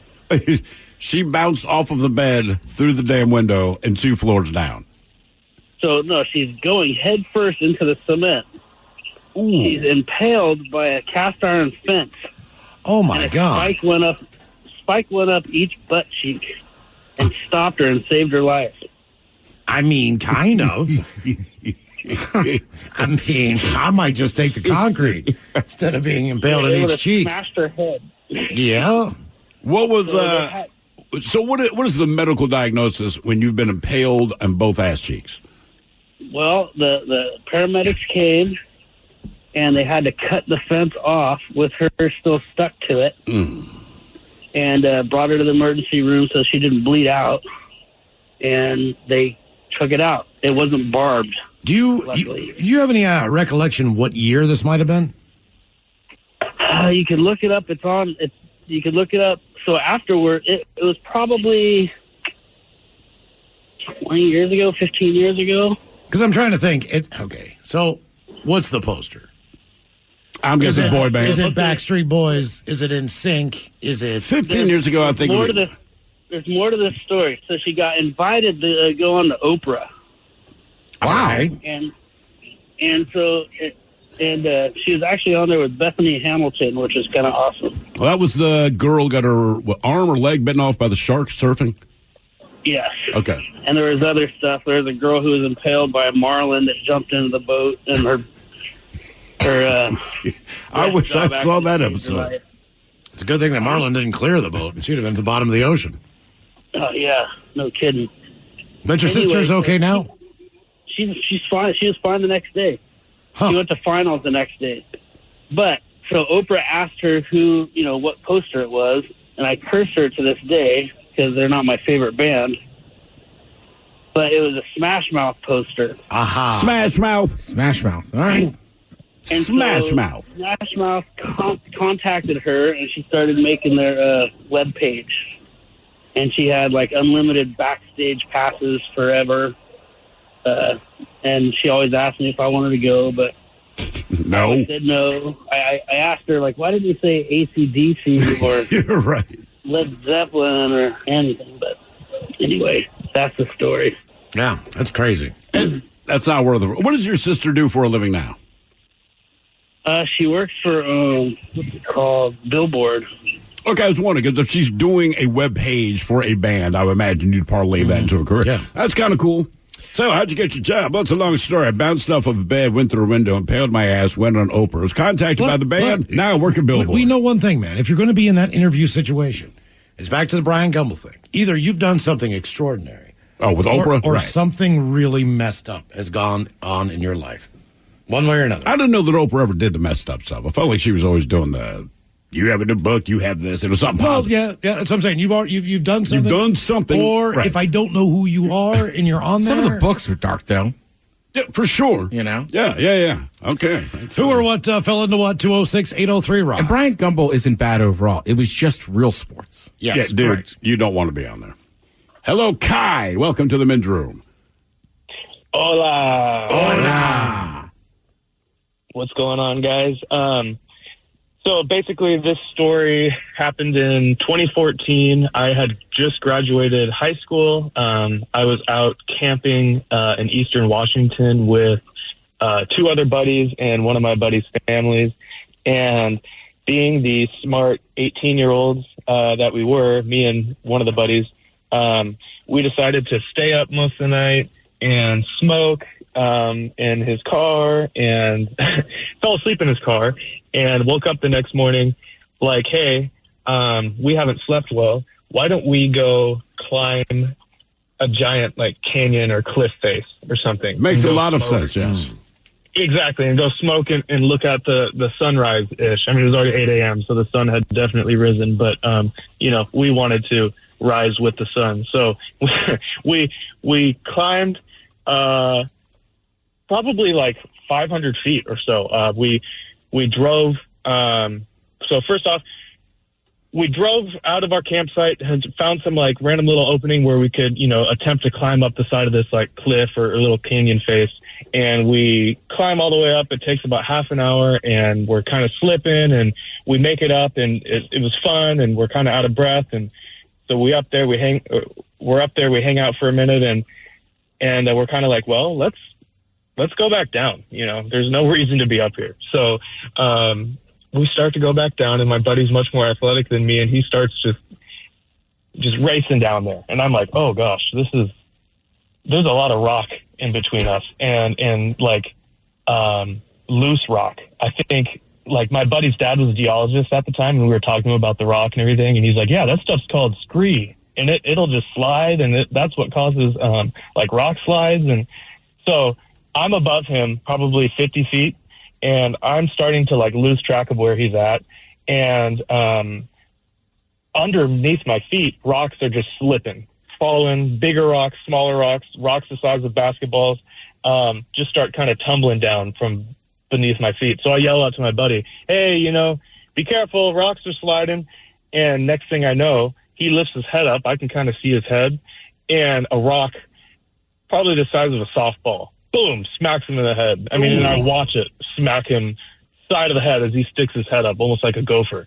And all of a sudden, he's like, oh, and I hear him yelling. And I'm like, stay there.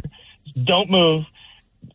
Stay there. And so I'm trying to quickly get down. More rocks are cascading out from under me. I hear him yelling more and more. He's like, stop moving, because more rocks are hitting him in the head. And finally, he gets up and just starts going back down towards our car. And I'm like, dude, go off to the side and, like, wait for me to help you. Like, try to stay. Mind you, I'm still, like, 100 feet away and probably elevation-wise, like, 100 feet above him. Right. And so he's making a mad dash back down. I see blood on his head. I mean, even though I'm 100 feet away or whatever, and he makes it down to the car 10 minutes before I do. I'm still trying to, like, very carefully maneuver my way down this cliff face-ish canyon because, I mean, my safety is kind of at risk too. There's all these rocks above and below me. So we get back to the car. I'm like, hey, give me the keys. I'll drive us to the campsite. You're looking pretty bad. Let's go talk to our parents and see, like, what we should do next. And he grabs the car keys and he's like, no, I'm driving. And he's like immediately, like, concussed but stubborn. And I'm just like, oh my gosh, dude, no. I mean, I know we're only 5 minutes away, but let me drive. He wouldn't let me drive. So I let him drive back. We get back to the campsite, and this is just such a weird day because my mom all of a sudden calls me. She knows I'm 5 hours away camping with my buddies doing some graduation trip. She's like, hey, what are you doing? And I'm like, I'm camping. You know, I'm out here camping at Banks Lake, Steamboat Rock. And she goes, well, I just wanted to come talk to you and say hi. You know, me and your stepdad, the family, are out driving around. And I was like, what in the world? Sure. Come and say hi 5 hours away from home. This was not planned. So he shows up about an hour later. We're tending to my buddy. We're about to get him to, like, drive him out to the emergency room. We had already talked to doctors and stuff. And my mom and stepdad show up. They let me know that my biological dad just died that morning. God. Okay. All right. We call that a curveball where we're from. The Aristocrats. Good God, man. Tara Daly from the Daily Mix Morning Show coming up. We're going to sit and spin. We've got the 10 best talk box songs of all times. And your emails on the way next to the men's room at KISW.com. My 13-year-old acts like a puppy again. Almost overnight, she's a different dog. Perfect poops. When people switch their dog's food to the farmer's dog, the effects can seem like magic. But there's no magic involved. It's simply real meat and vegetables with all the nutrients dogs need, instead of highly processed pellets. No tricks, just smarter, healthier pet food delivered in packs portioned for your dog. It's amazing what real food can do. Get 50% off your first order at thefarmersdog.com/no-magic. Listening to your favorite podcast? That's smart. Earning your degree online from Southern New Hampshire University? That's really smart. With 24/7 access to coursework, no set class times, and dedicated student support, you can go to school when and where it works for you. Low online tuition means you can even do it for less. And dedicated student support means we'll be with you from day one to graduation and beyond. Join a community of learners just like you. Go to snhu.edu today to start your free application. This episode is brought to you by Progressive Insurance. Whether you love true crime or comedy, celebrity interviews or news, you call the shots on what's in your podcast queue. And guess what? Now you can call them on your auto insurance too with the Name Your Price tool from Progressive. It works just the way it sounds. You tell Progressive how much you want to pay for car insurance, and they'll show you coverage options that fit your budget. Get your quote today at Progressive.com to join the over 28 million drivers who trust Progressive. Progressive Casualty Insurance Company and Affiliates. Price and coverage match limited by state law. Zero Foxtrot isn't just a brand, it's a way of life. Founded and operated by veterans, Zero Foxtrot's unique apparel and gear echoes the grit of the warrior culture. Zero Foxtrot dedicates itself to producing content, honoring the sacrifices of forgotten heroes of the past, and connecting history to the present. Embark on a journey with Zero Foxtrot today at zerofoxtrot.com. It's not merely our products, it's about the ethos that we embody. Rugged, resilient, and timeless. My 13-year-old acts like a puppy again. Almost overnight, she's a different dog. Perfect poops. When people switch their dog's food to the farmer's dog, the effects can seem like magic. But there's no magic involved. It's simply real meat and vegetables with all the nutrients dogs need, instead of highly processed pellets. No tricks, just smarter, healthier pet food delivered in packs portioned for your dog. It's amazing what real food can do. Get 50% off your first order at thefarmersdog.com/no-magic.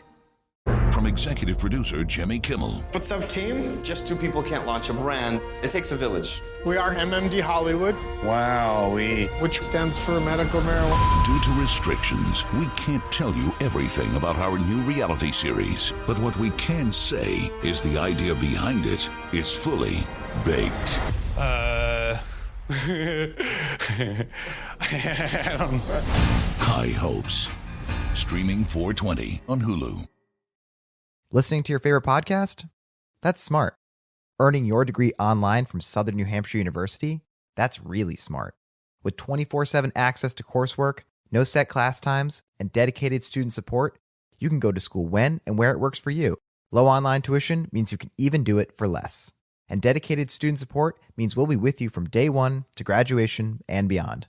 Join a community of learners just like you. Go to snhu.edu today to start your free application.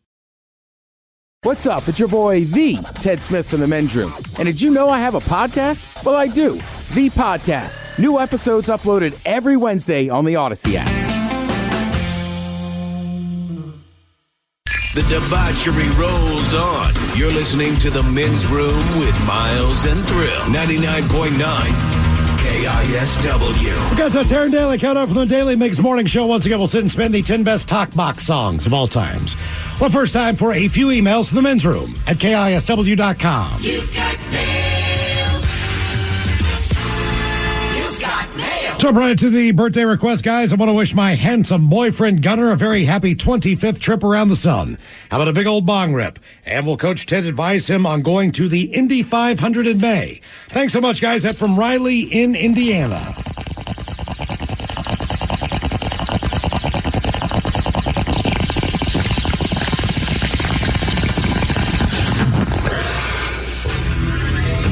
All right. Coach can't say this much, but honestly, the first thing I'd advise you on is how to handle Coach's jealousy. I've never been to the 500, but I'm dying to go. I heard it's an awesome party. You're 25, so I think you have two options. Either your dad or somebody wrote in this email. They might be going with you. So you go enjoy the sports. Really watch everything. Option two, you're 25. You just go to the infield and live it up. Feel like that guy a couple years ago when he's talking about how fast them cars go. Get hammered. Guys, it's my birthday. Just finished a 10-hour shift and get to have some homemade cake with a wife and 4 kids. So how about the captain talking about what my wife will be getting me for my birthday? Thanks, guys. That from Greg. Ooh, well, ahoy there. I don't know your wife personally, but I do know that Aunt Jemima, when she was still employed in the mascot union, she had a guaranteed gift for every mascot's birthday. We called it a mouth hug. The only time it went wrong is when Tony the Tiger celebrated his 50th birthday and they had to clear a hairball from her throat. Crunch berries.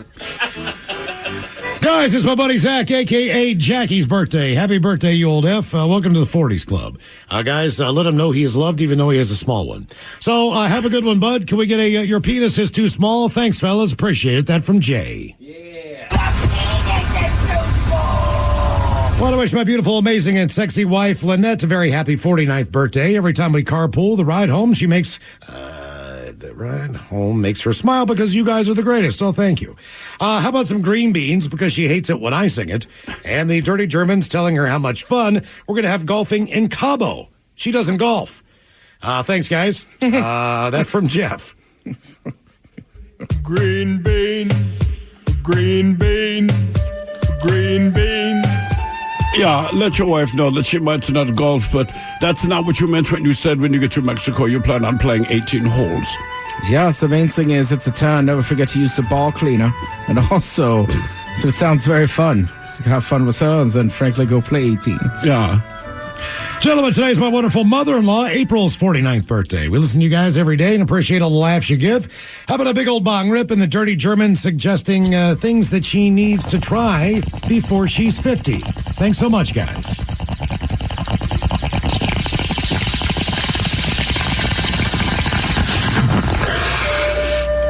Yeah, all these people will tell you all these different things that you need to try before you're 50. I can only make one recommendation. That is a food. It is known as black German wurst. Yeah, some people would say a threesome. Some would Been say there, done that. a foursome. Been there, done that. Either way, after 50, it's just weird. So let's get it in now. Yeah, but today what we want to do for your birthday is make the saying quite true. April showers. Jesus. All right, guys, here you go. Happy, happy, happy birthday. Happy, happy, happy birthday. Happy, happy, happy birthday to you, to you, to you. Ya's a Dirty Germans brought to you by Men's Room Original Sausage. Available through Uli's World Famous Sausage, mensroomlive.com, and other fine retailers. Schweinefleisch. Thank you all and appreciate it. Hey, don't forget on Friday, we'll be joining you live at the Black Raven Brewery and Tap House in Woodinville. The first stop for 2024 on the Men's Room World Tour. It's our IPA launch party. Men's Room IPA. That's exactly right. Men's Room IPA. If you haven't got a chance to try it, look for it. It's in the bright yellow can. You cannot miss it. You cannot. And if you'd like to take... Even if you're colorblind, you will see it. Taste some on look draft for the with us. font. That's it. The font. It's a lot like the, so we saw it, and I'm like, man, it looks like a serial killer made a note, like I've kidnapped your kid. Then they pointed out it is basically the font from the cover of the Sex Pistols album, Nevermind. It's badass. It is. I love But it. it's the old punk rock thing. I'm like, all right, digging that. We're going to be at Black Raven Brewery and Tap House in Woodinville from 2 until 6 doing our show. Stop by and join us for the live broadcast. Have your first Men's Room IPA if you haven't had one on draft yet at Black Raven Brewing. But again, that's this Friday from 2 to 6. Weather's supposed to be fantastic. Yes. And if you are in the area, stop by and give us a few minutes. It's going to be a good time. Now, speaking of the beer, draft is available in the following locations. I have not heard this yet. All right. We have Zeke's Pizza in Mount Lake Terrace. Keep All in right, mind, Zeke. if you're a friend of Zeke's, if you happen to follow them on Facebook or whatever, they're doing like a different day with our beer every single day. Really? Zeke's is all over it, man. They're doing a great job. The Zeke's on California Avenue, the one in Finney, Woodinville, Linwood, Bothell, and Kenmore are the ones that I have as far as being on tap. You can also find the beer at Evergreen Lanes and Restaurant, at Malarkey Sports Grill, at Sporty's Beef and Brew, Finholmes Market in Delhi, the 507 Tap Room and Filling Station, Three Lions Pub, Novelty Hill, the 884 Pub in Bremerton, the Cut Shop in Woodinville, Peninsula Tap Room, Josh's Taps and Caps, also available at Brews Almighty, the Duval Tavern, and Andy's Fish House. Other locations include the Lucky Market Grocer, the Calf Carts Grocer, the Lighthouse Market, the IGA in Darrington, the Super Ford Store, the Union Eagles got 76. the IPA. Yeah, and Kirkland on the Union 76. We have Northwest Liquor and Wine in Monroe, the Crossroads Market and Car Wash, and the AM/PM on 124th Avenue Northeast. Keep in mind, if you happen to find the beer, just shoot us an email to the men's room at KISW.com. We'd appreciate a picture with that we can put up on the socials and spread the word so more people can enjoy Men's Room IPA from Black Raven Brewing. And again, that party is Friday from 2 until 6. Speaking of, coming up, we will drink and toast with a shot of the day. But first... Yes, friends, it's time once again for Sit and Spin. Let's gather around the old radio and listen to some swellerific new music. Terry Daly in the house. Well, in her own house. The afternoon. Yes. Oh, hello. What's happening? Can you guys hear me okay? We got Oh, you. yeah. Yeah, you're in there. You're a little squeaky. What's going on there at the home front? Well, it's a beautiful sunshiny day, as you have just mentioned, which makes me realize it's outdoor drinking weather. It is. Nice. Yes, it is. Yes, it is, my You friend. didn't want to hang out at the radio station like you normally do from the morning show to 4:30 and do this segment? You decided you had better things to do, I'm guessing? You know, I had to go and get my lashes done today, guys. Oh. So I had to depart. You mean lashes like they grab a whip and they flog your back, right? Precisely. Yes, that is how Terrence stays humble. Yes. It was the talk of work. I'm glad you got them done. Everybody was kind of noticing, dude. Well, Just wait till you lashes see look them like tomorrow, guys. oh, yeah. When you leave, we talk behind your back. Did you see her lashes? Jesus, God. I mean, what happens when you become a mom? You just let it go. I know. It's unbelievable. Let everything go. She let her lashes go, yes. This is kind of an interesting sit and spin that we have today in a lot of different ways. Bob Heel passed away a few weeks ago, and he was a music industry technician. and he died of cancer. He was 83 years old. You might not know his name, but you definitely know his legacy. He invented the talk box. And that is the device that produces those weird robots-like vocal sounds on the Peter Frampton songs, among many others. Probably the most well-known. Believe it or not, Taryn, Steve actually has a talk box. Yeah, for the bass. Now, it'd be like Barry White. If Barry White's saying, "Do you feel like I do?" That's basically what you get. Okay. So you described it as a pedal that essentially has a large tube, like an NG tube, but bigger, like a garden hose size. Right. A little bit smaller, but yeah, somewhere in between, right? And that works with a pedal that you then put in the corner of your mouth like you're dipping. Yeah, that's about where you stick it. From there, you sing the parts. You sing it to the microphone, and you kind of, if you have an actual wah pedal hooked up. So the wah pedal, Hendrix used it a lot. That looks like like your accelerator on your car. So you kind of move your foot back and forth, and it changes the pitch of your guitar. But yeah, it works with that. But you can speak, and people, for the most part, can understand your words, but it's kind of going through the guitar. So your guitar is kind of speaking for you, if you will. Okay. And this seems to be maybe somewhat of a lost art based on some of the artists at the time or the genre. Maybe they just don't do it anymore. I think when it hit, everybody wanted to do it because it was so cool and it was new. Like when New Wave came out, everyone broke out the new keyboards because the tech had changed. So this thing came out. So back in the day, everyone wanted to use it. I would say, in my mind, maybe the most recent artist, honest to God, is Bon Jovi that I can think of. I'm sure other people have done it, but as far as songs that we know, and look, any guitar player that has a wah pedal, you know damn well you want to use that thing in every song if you could. Okay. It's just fun. It's cool. So I today, have a question. Yeah.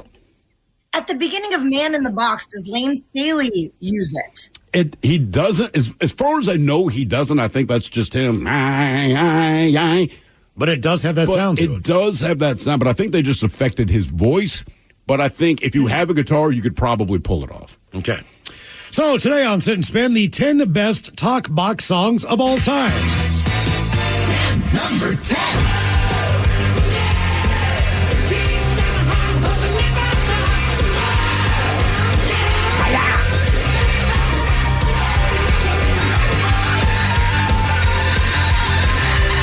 I think Vince Neil should use one more often. Yeah, so we don't have to listen to him directly. It's a drastic improvement. And they close the song with the talk box on this. Like, yeah, and I think that's Mick. I don't think that's Vince doing a doggone thing. And he's rocking it now during the solo. But when he actually speaks with it, it's at the end of the song. Okay. These are the 10 best talk box songs of all time. Number 9.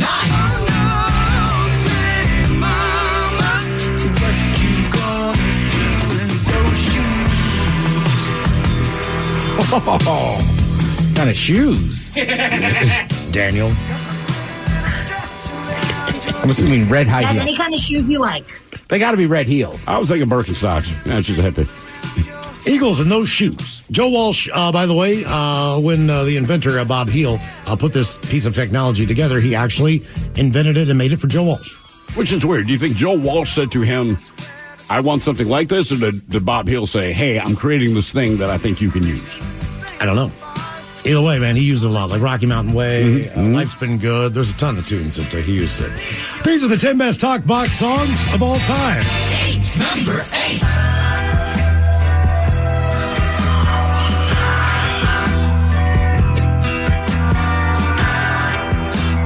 This would be off the Animals record.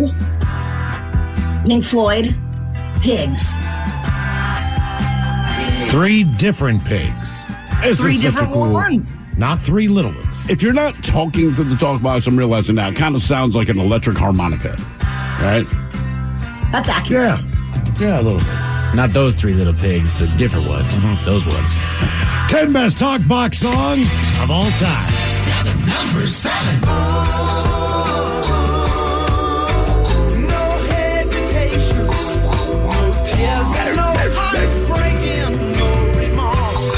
I think we need to bring back the talk box. This is what I'm saying. Cool. I think it's the single coolest effect. None of the jam bands use it? Gosh, not that I can really think of, but they should. Yeah, I know. It feels like it fit in. I want to say Stevie Wonder used it a lot, or his backup bands and all that kind of thing. A lot of funk, you'd hear it in there. But there's so much going on with funk, you barely notice. But yeah, man, it's... What is the name of this tune, Taryn? It is called Haitian Divorce by Steely Dan. It's just hard enough to live there, let alone go through a divorce. 10 best talkbox songs of all time. Number 6.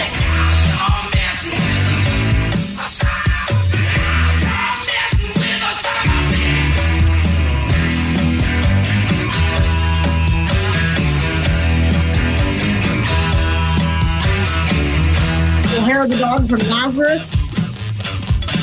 A little bit of trivia here, but this was the first song that the new originals ever played. We didn't have up the talk box, all right? So we did it as a joke. No one knew we were going to play, and we fully expected to get booed off stage because I don't remember who we opened for, but it's someone you'd heard of. So we play the song. There's this awkward Buck 1 Cherry? second of, it may have been Buck Cherry. There's this awkward 1 second of silence, and then the place went effing nuts, man. Oh, yeah, we looked at each other like, all right, let's keep playing, man. Yes. These are the 10 best talkbox songs of all time. Number 5.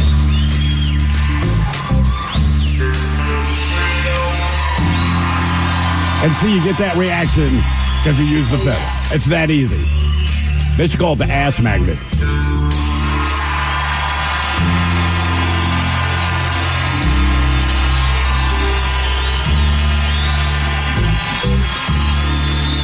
I would say, as far as like most well-known talkbox users, it would have to be Peter Frampton and Joe Walsh. Yes. Maybe because Peter Frampton said, I'm going to release a 12-minute song, and about 9 minutes of it is the talk box. Yeah, Frampton's the first person that comes to mind for me.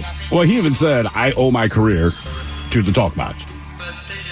I'm sorry, dude. It's cool. Oh, yeah. It is. It's like the peanut teacher. 10 best talkbox songs of all times. Number 4.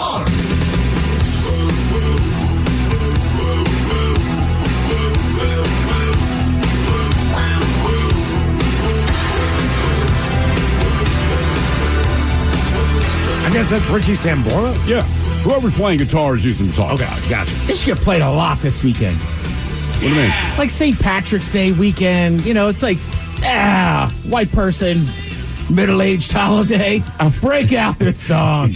White person, middle-aged holiday. It is. It's what we Fire find. up the Bon Jovi. White people are happy. All right. Just let this Italian sing. You got to catch them in the fun zone before they get to friends in low places. 10 best talkbox songs of all time. Number 3.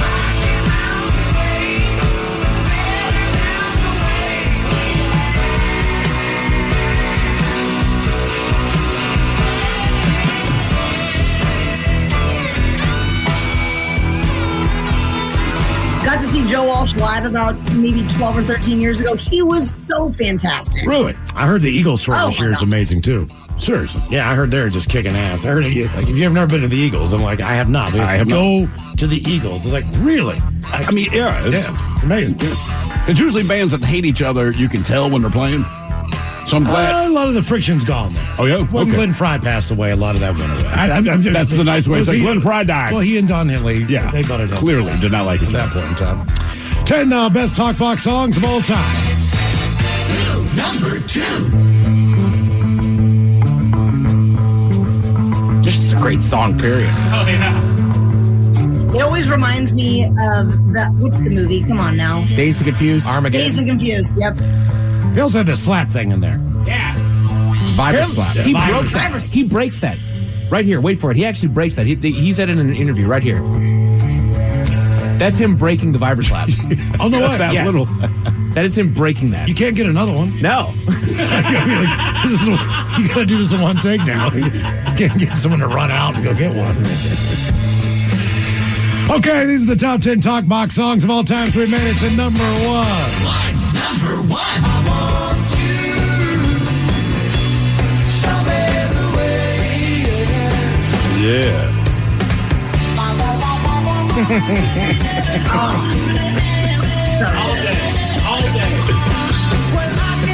I know, it just makes you smile, man.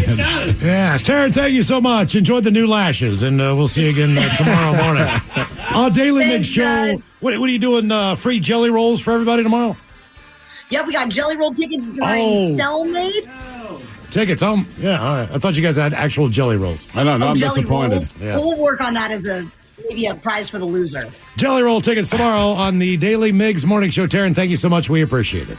Coming up, we'll drink and toast with the shot of the day. You are listening to The Men's Room. My 13-year-old acts like a puppy again.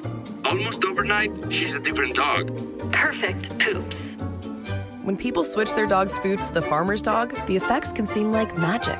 But there's no magic involved. It's simply real meat and vegetables with all the nutrients dogs need, instead of highly processed pellets. No tricks, just smarter, healthier pet food delivered in packs portioned for your dog. It's amazing what real food can do. Get 50% off your first order at thefarmersdog.com/no-magic. Listening to your favorite podcast? That's smart. Earning your degree online from Southern New Hampshire University? That's really smart.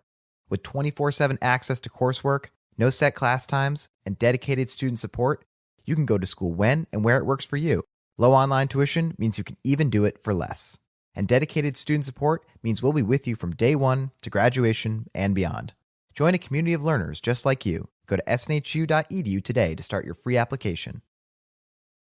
From executive producer Jimmy Kimmel. What's up, team? Just two people can't launch a brand. It takes a village. We are MMD Hollywood. Wow, which stands for medical marijuana. Due to restrictions, we can't tell you everything about our new reality series. But what we can say is the idea behind it is fully baked.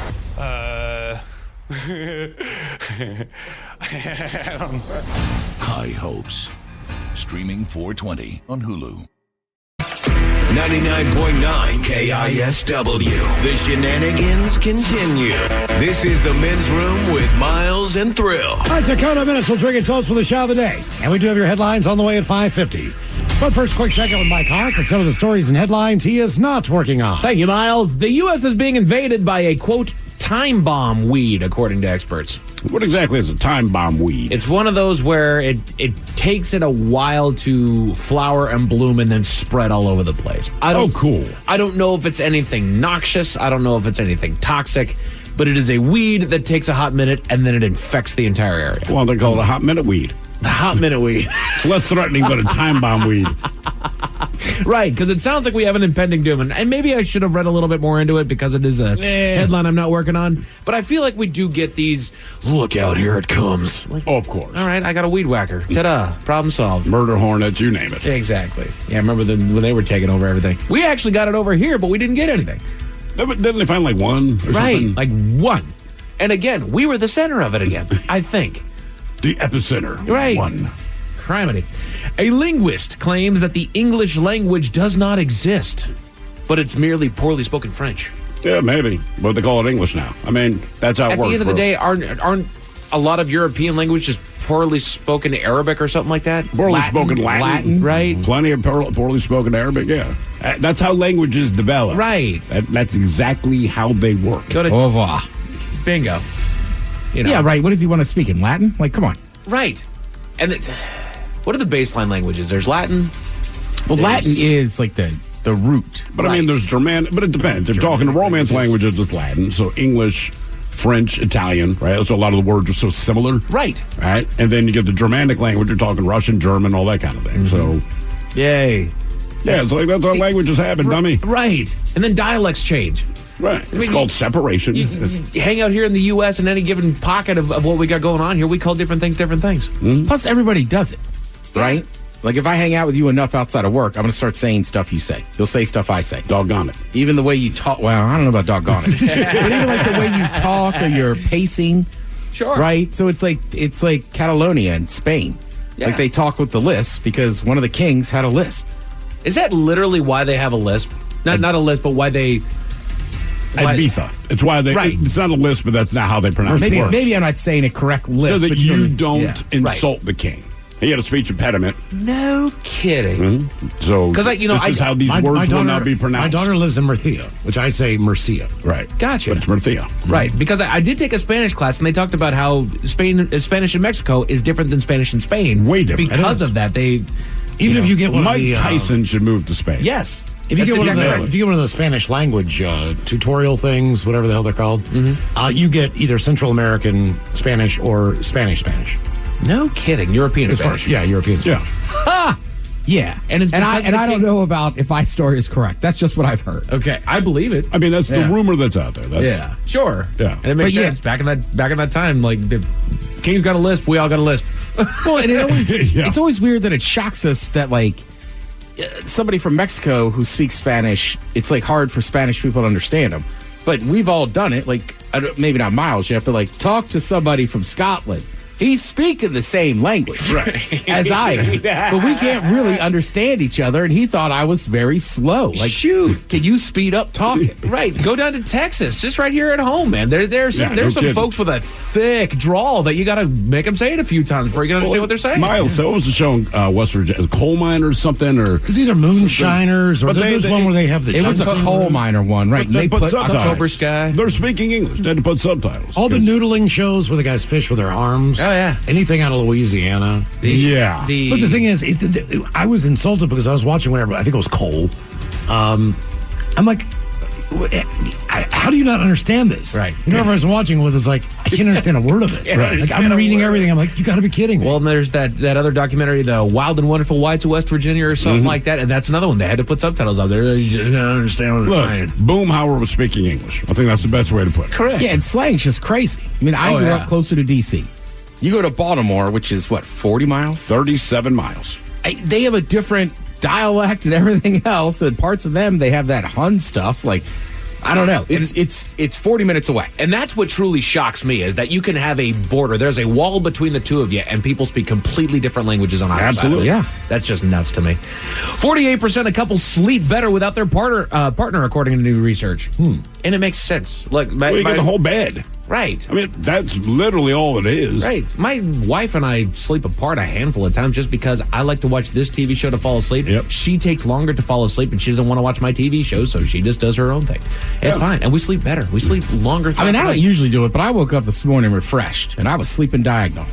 Yeah. Nothing wrong with that. Yeah, I'm like, I might just do it again. As soon as my wife gets out of bed, I'm diagonal. And she always gets up before me. So, I mean, as soon as she's out of bed, man, I take that whole thing. Why do we do better diagonal? I don't know. Have we ever looked into that? I don't know. I always thought maybe it's because I'm tall, right? But I mean, if everyone does it, maybe it's just, I don't know. Maybe it's the forbidden angle. Oh, look at me. Ooh, the forbidden angle. Taking over the entire bed. The forbidden angle. The forbidden angle. You never know. You hang to the left.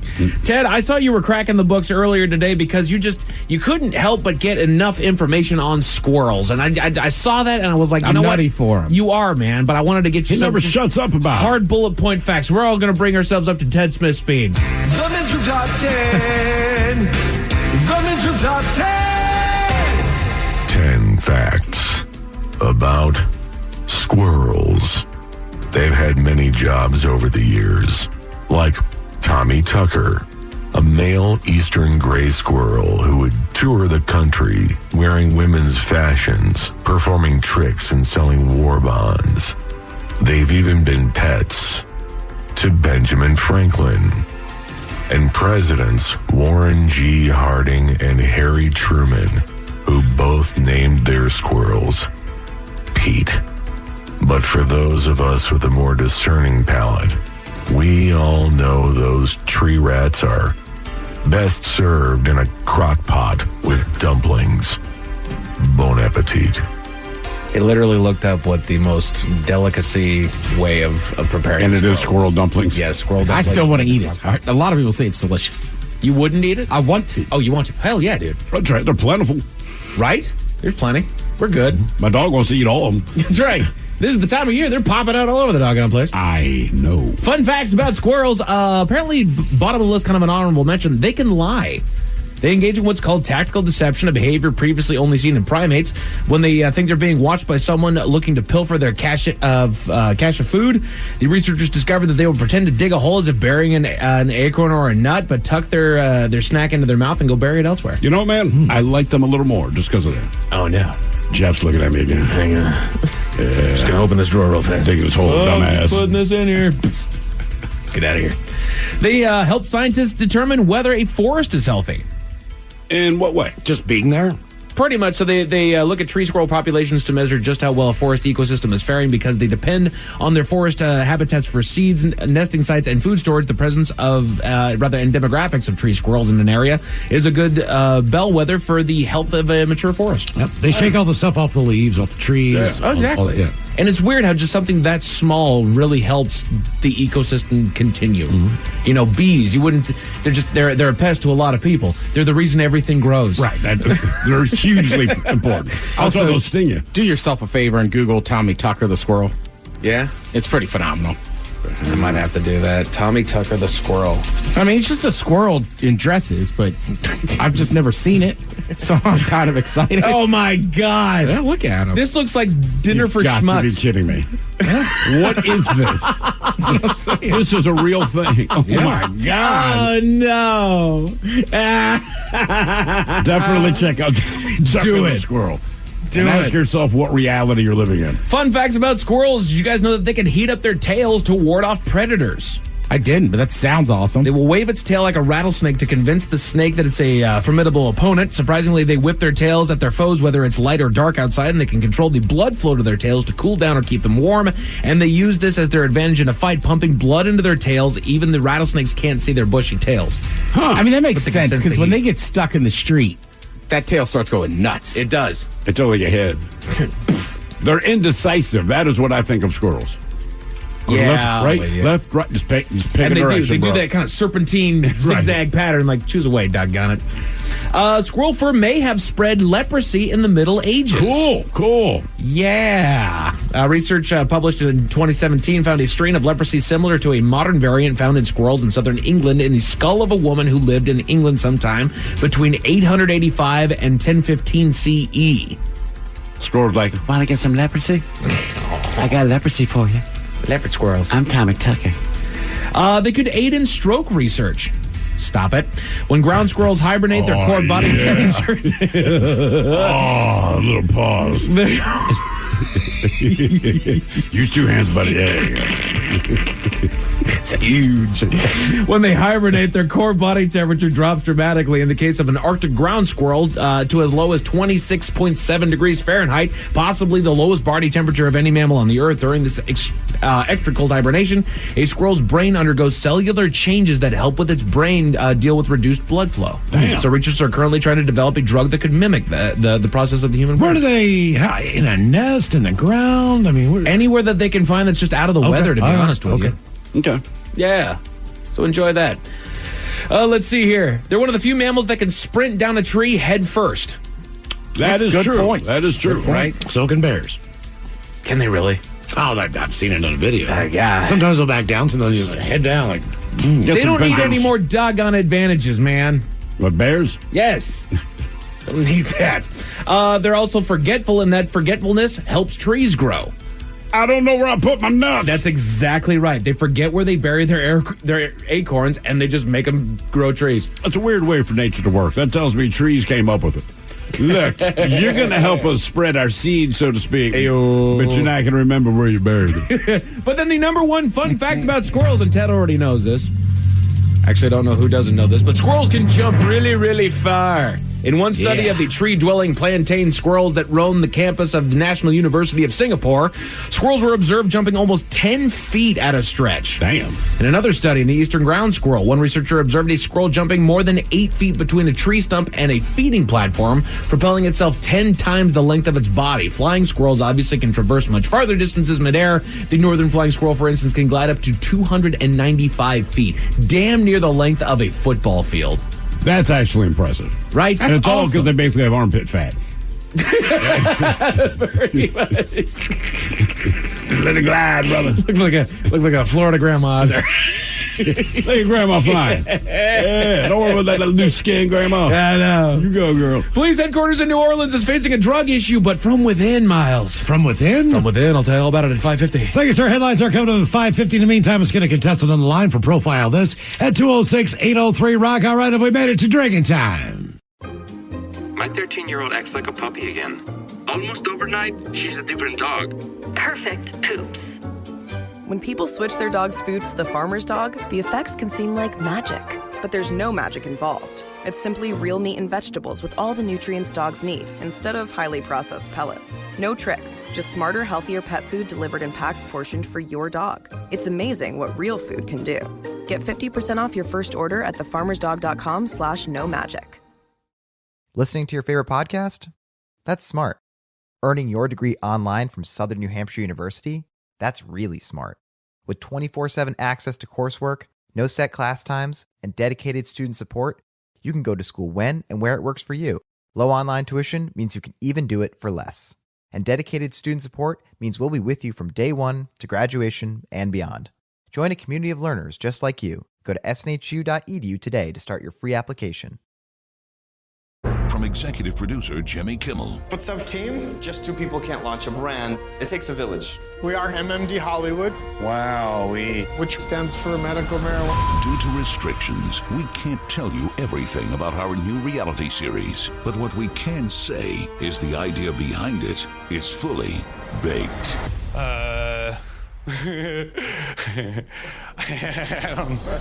High Hopes. Streaming 4/20 on Hulu. Bring excitement to your landscape with proven winners, Color Choice Shrubs. These flowering shrubs and evergreens have been trialed and tested by experts to make sure they look better and bloom better, so they're just as easy to care for as what's in your landscape now, but a whole lot more colorful and interesting. Look for proven winners, Color Choice Shrubs, in the distinctive white container at your local garden center, or learn more at provenwinnerscolorchoice.com. My 13-year-old acts like a puppy again. Almost overnight, she's a different dog. Perfect poops. When people switch their dog's food to the farmer's dog, the effects can seem like magic. But there's no magic involved. It's simply real meat and vegetables with all the nutrients dogs need, instead of highly processed pellets. No tricks, just smarter, healthier pet food delivered in packs portioned for your dog. It's amazing what real food can do. Get 50% off your first order at thefarmersdog.com/no-magic. Listening to your favorite podcast? That's smart. Earning your degree online from Southern New Hampshire University? That's really smart. With 24/7 access to coursework, no set class times, and dedicated student support, you can go to school when and where it works for you. Low online tuition means you can even do it for less. And dedicated student support means we'll be with you from day one to graduation and beyond. Join a community of learners just like you. Go to snhu.edu today to start your free application. At Metro, get an iPhone 12 with 5G and a dual camera system for $99.99. Take amazing pictures and share them instantly. And don't put up with life's yada yada. Yada yada. Like photo bombers. Zoom, crop out, yada yada. And bye. You don't take yada yada in life, don't take yada yada from your wireless provider. Get iPhone 12 with 5G with no activation fees and nada yada yada. Only at Metro by T-Mobile. Switch to Metro, bring your ID. This offer isn't available for customers currently at T-Mobile or that have been with Metro in the past 180 days. What's up? It's your boy, The Ted Smith from The Men's Room. And did you know I have a podcast? Well, I do. The Podcast. New episodes uploaded every Wednesday on the Odyssey app. All right, have we made it to drinking time? The Men's Room. Somebody out there deserves to be recognized. And the Men's Room knows just who it is. So to you, we say, bottoms up, sailor. You're the toast of our shot of the day. Drink time it is, and as usual, we head to the drink desk and Steve at Thrill Hill to find out who we're toasting. Yes, indeed. First, a little information for the Ted Smith. If you would like to try these squirrel and dumplings, one person says they're off the chain, followed by the World Championship Squirrel Cook-Off. It's in Western Arkansas each year. All right. I was going to say West Virginia, but it just seems fitting. Well, in Arkansas, Louisiana, you can hunt squirrel like all year round, too. I think you are correct. You're correct. Today, we toast 23-year-old Matthew Lashinsky of Long Island, New York. Now, last June, Matthew called 911 to report a burglary in progress at the headquarters for his company, Quantitative Laboratories, LLC.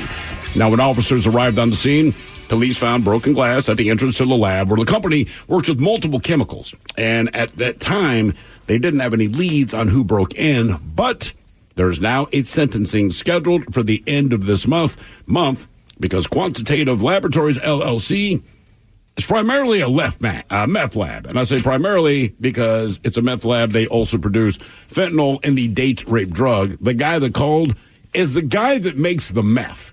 He just gave it an actual company name. It's an actual LLC. He says he does some research for a university, but like anything, no one really researched it. Someone did legitimately try to break in, so he legitimately called the cops. They legitimately did an investigation, and at one point they were like, man, I'm pretty sure all the chemicals and it's a nice lab, right? They're like, we're pretty sure he's making meth in here. They took the chemicals and realized, yeah, it's basically an LLC that produces meth and other drugs. Well, at least they're getting their tax dollars. But there you go. But he called the cops anyway. So, yeah, he'll be sentenced at the end of his month. Come on, man. So we pour this booze and we drink this booze because we think it's yummy. Yummy. So over the tongue and down the throat to party in our tummies. Down the hola bitola. The Men's Room presents Profile This. And Stephen Throwhill, could you please tell everyone how Profile This is played? I sure can, Miles. It's a simple game where we share with you a real-life news story, something that happened right here on planet Earth. And as you listen to the story, based on the stereotypes you believe to be true of people and the decisions that people make, we'll ask you what it is you think makes the story a story. Hello, Justin. Welcome to the Men's Room. Hola, gentlemen. Hola. All right, Justin, you understand how this here game is played? Sure do, Thrill. Fantastic, my man. You have your choice of one of three stories today. We have Bite Me. In other words, what did someone find in their food? Interior Decorating, where you guessed the foreign object that ended up on the inside of someone. And finally, Hit Me With Your Best Shot, where you guessed the unconventional weapon that someone chose to use as a weapon. Let's go ahead and go with Hit Me With Your Best Shot.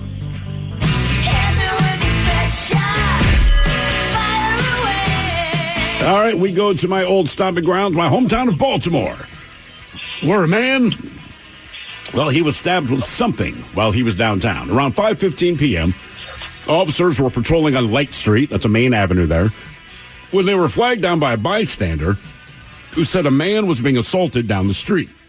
When officers arrived, they found a 57-year-old man stabbing a 49-year-old man on top of his head.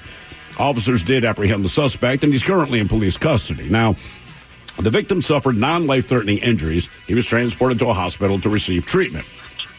Preliminary investigation revealed the victim was waiting at a bus stop when the suspect bumped into the victim. And in Baltimore, bumping into someone is all the reason you need for violence. Anyway, a verbal altercation started, resulting in the suspect repeatedly stabbing the victim with his weapon of choice. The question is, what was his weapon of choice? Was it a screwdriver? Was it a can opener? Was it a fork, or was it an ink pen? So screwdriver, can opener, fork, or pen. What was he stabbing this other guy in the head for? What time of day was it? 5:15 p.m. This is rush hour on Light Street. That's the equivalent of being on like 4th or 5th Avenue at rush hour. It is a busy, busy-ass road. Justin, I'm going to go ink pen. I'm thinking he's hungry, and it's fork. Okay, fork for Justin. You know, when you're hungry in Baltimore, you just grab utensils, walk down the road, and see what's going to work. What was the first option? Screwdriver. I'm going to go screwdriver. All right, what was this guy stabbed in the head with? A screwdriver, a can opener, a fork, or an ink pen? We'll find out next. That was a tease. My 13-year-old acts like a puppy again. Almost overnight, she's a different dog. Perfect poops. When people switch their dog's food to the farmer's dog, the effects can seem like magic. But there's no magic involved. It's simply real meat and vegetables with all the nutrients dogs need, instead of highly processed pellets. No tricks, just smarter, healthier pet food delivered in packs portioned for your dog. It's amazing what real food can do. Get 50% off your first order at thefarmersdog.com/no-magic. Listening to your favorite podcast? That's smart. Earning your degree online from Southern New Hampshire University? That's really smart. With 24/7 access to coursework, no set class times, and dedicated student support, you can go to school when and where it works for you. Low online tuition means you can even do it for less. And dedicated student support means we'll be with you from day one to graduation and beyond. Join a community of learners just like you. Go to snhu.edu today to start your free application. from executive producer Jimmy Kimmel. What's up, team? Just two people can't launch a brand. It takes a village. We are MMD Hollywood. Wowee. Which stands for medical marijuana. Due to restrictions, we can't tell you everything about our new reality series. But what we can say is the idea behind it is fully baked. I don't know. High Hopes. Streaming 4/20 on Hulu. If you've ever wondered if you can pull off cowboy boots, then you should pull on a pair of Tacovas. Comfortable right out of the box and available in dozens of timeless men's and women's styles. Their handcrafted boots are ready to put the world at your heels. When comfort leads, confidence follows. And Tacovas delivers both right to your door. Visit Tacovas.com. That's TECOVAS.com. And don't go gently. You'll love where you're headed. 99.9 KISW. We return to the men's room with Miles and Thrill. Category is hit me with your best shot. On Profile this, we go to Baltimore. A man was stabbed in broad daylight on one of the busiest streets downtown. Yeah. Multiple times in the head with a guy that he accidentally bumped into. The man who did stab the gentleman, he was arrested, but either way, what was the object that he attacked this guy with? Was it a screwdriver, a can opener, a fork, or an ink pen? And Justin, that is the very question that we posed to you. Let us start with Miles Montgomery. You went with the ink pen. I did. Just figured it might be handy. It was not an ink pen. Ted Smith, you went with the old screwdriver. Phillips said. Phillips said specifically, no, it was not. So, Justin, that leaves you. You went with the fork, and no, it was not a fork. He stabbed him with a freaking can opener. Multiple times on the head, stabbed with a can opener. Okay. That's the guy all right? They said non-life-threatening injuries. All right, well, then it's funny. Yeah, that's how it works. Now for all TV news all the time, it is time for TV Time with Ted. And now, because your pathetic life is confined to countless hours in front of a talking box, the Men's Room presents TV Time with Ted. All right, your choices today. You got Seth Meyers, the Jimmies, Fallon and Kimmel, Stephen Colbert, or Ted Smith. Is it Ted or is it late night? That's right, then the title always guys have teams of talented writers helping come up with their monologues each and every night. It is up to you to determine, is this an actual late night joke and from whom, or could it be a V. Ted Smith original? A scorpion stung a man in his testicles while sleeping in a Las Vegas hotel. In the hotel's defense, he did ask for a 6 a.m. wake-up call. V. Ted Smith. Colbert. A scorpion stung a man in his testicles while he slept at a Las Vegas hotel. In the hotel's defense, he did ask for a 6 a.m. wake-up. Nicolas Cage has been singing the praises of Bradley Cooper in his acting performance in a new movie. They say it takes one to know one, and if anyone in Hollywood knows good acting, it's Nicolas Cage. V. Ted Smith. Yeah, I'll say it's you. Yeah, it's me. But God is so good. I know. I like Nick Cage, but that's just, I don't know if that's a vote of confidence. Yeah. Right? I model my acting after you. Last week, a whole ass field just straight up fell off a Boeing plane during takeoff. In a statement, Boeing said, "Don't worry, no one was hurt because the wheel's fall was broken by a door that had just blown off one of our other planes." Fallon. Colbert. Last week, a whole ass wheel just straight up fell off a Boeing airplane during takeoff. In a statement, Boeing said, "Don't worry, no one was hurt because the wheel's fall was broken by a door that blew off one of our other planes." A vegan bakery in New York is under investigation for allegedly trying to pass off Dunkin' Donuts as their own. People got suspicious when the vegan donuts tasted good. Myers. Yes, Seth. Fallon. Well, listen to this. I read that a vegan bakery in New York is under investigation for allegedly trying to pass off Dunkin' Donuts as their own. People got suspicious when the vegan donuts tasted good. Didn't someone make that joke yesterday? Yes. I was wondering what writers, because Seth had it first. Seth did have it. Okay. I've been waiting all day because I thought the same. I'm like, wait, I don't even know, was it yesterday or was it last week? But I'm like, I know we had almost that same exact joke, and Miles is right. I thought maybe it was Seth. So I don't know if they share a writer or two or what. I also know there's some comedians, you like send in jokes, and I think they send you like a couple bucks if they use it. All right. But it's like the main thing is you're trying to get on to like be a writer and get that credit. Yeah, of course. So, but yeah, we definitely heard that joke kind of before. Yeah. All right. Fraud alert. You know what? Given this day and age, when I say I'm about to tell you about a fraud alert, what do you think I'm talking about?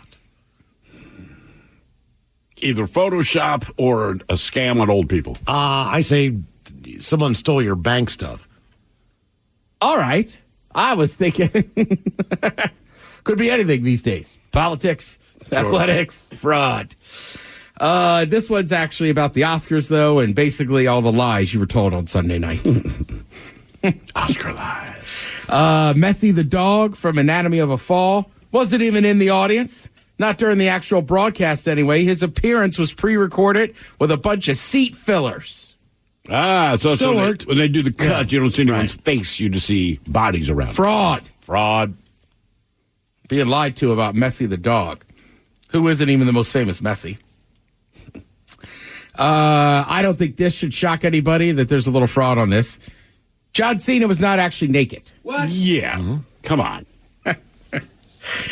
Jimmy Kimmel was back last night from obviously hosting the award, and he actually, during his monologue, kind of talked about the Oscars and John Cena.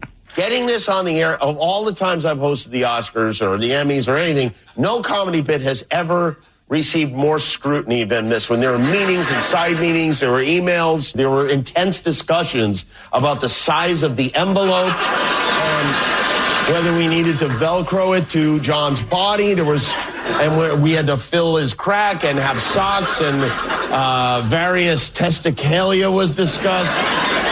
But I want to thank John for being such a good sport. And I want to apologize for nearly killing our Department of Standards and Practices. Yeah. I mean, I don't think anybody could be shocked by that. Like, generally, they're wearing something. He obviously had on like a little skin-colored just jock strap or something. Right. And also, like, John Cena doesn't want his junk being out there. He just doesn't. Also, it's kind of crazy. Like, look, some actors, like, I think guys dressing in women's clothes has been funny for years. Sure. Right? Guys being naked. Right? Like, I don't know. Maybe some people don't grow up with other dudes or have never lived in a house with other dudes and stuff, but, like, nudity was a pretty big deal. Miles, you played college football. You were in locker rooms. Like, those are just kind of, not saying they're the best gags in the world, but they're kind of like jokes that guys do with each other. Well, you turn around, you're sitting on a stool, and someone's standing there, like, seriously 5 inches behind. Right. Yeah, I mean, the distance between them and you. I've been in a locker room with the Tacoma Donkeys, and one guy, like, just stood there, right? Same thing, but I was like, I'm not going to break. Then finally, after 2 minutes, he was like, are you just not going to acknowledge I have this, like, right? I was like, look, it's not touching me. I know what the joke is.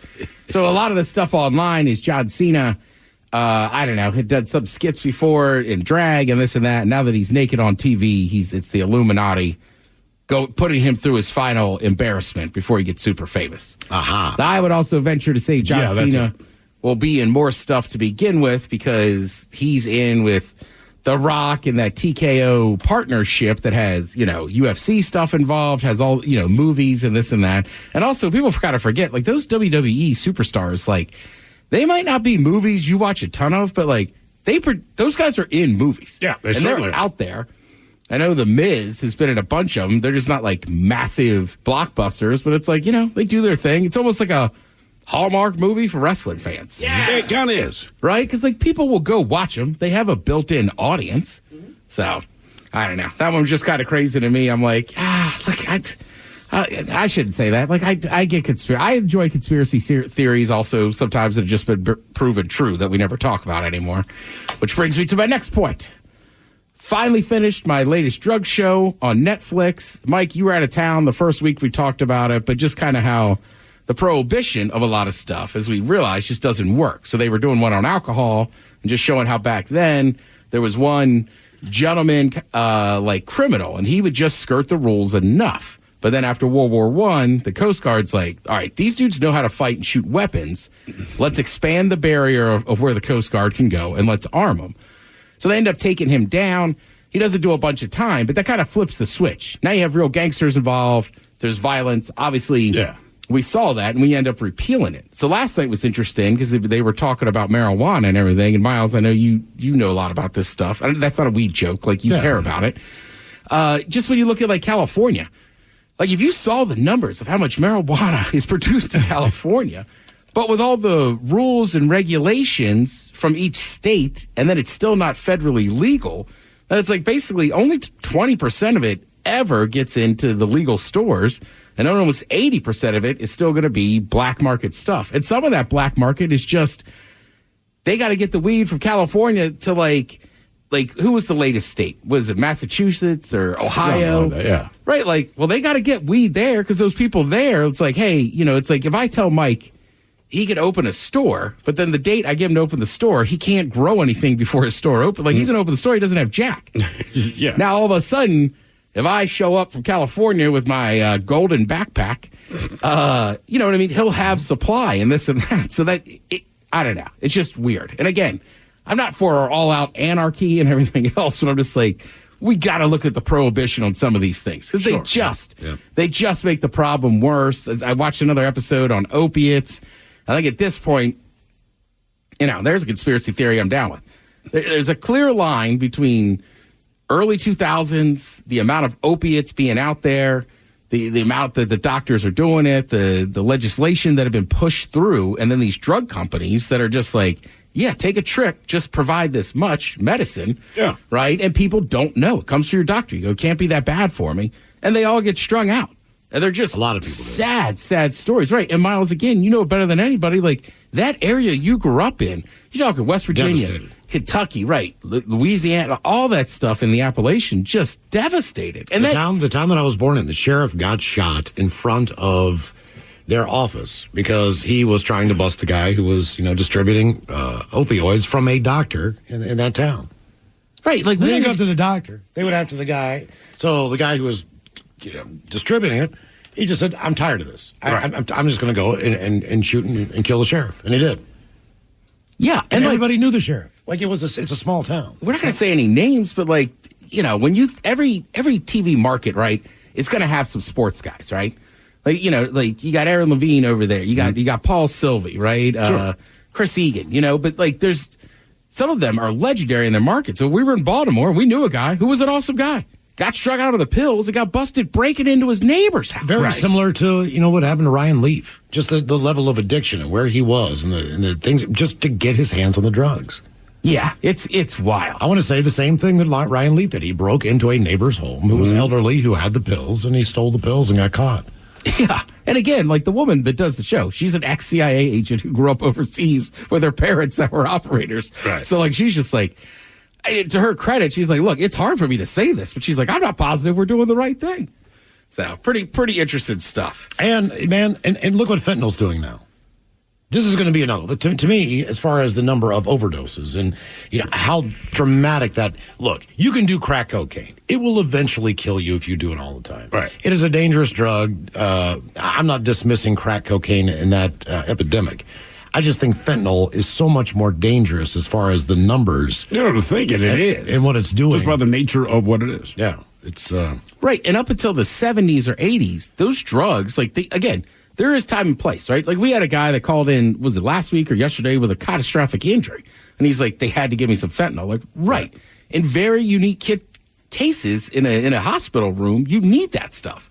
But the problem is after you change those rules and laws, and it can be provided more by just regular doctors, once those genies get out of the bottle, right? Because we had learned our lesson in the 1920s when we said, maybe we shouldn't sell heroin at the drugstore. Right.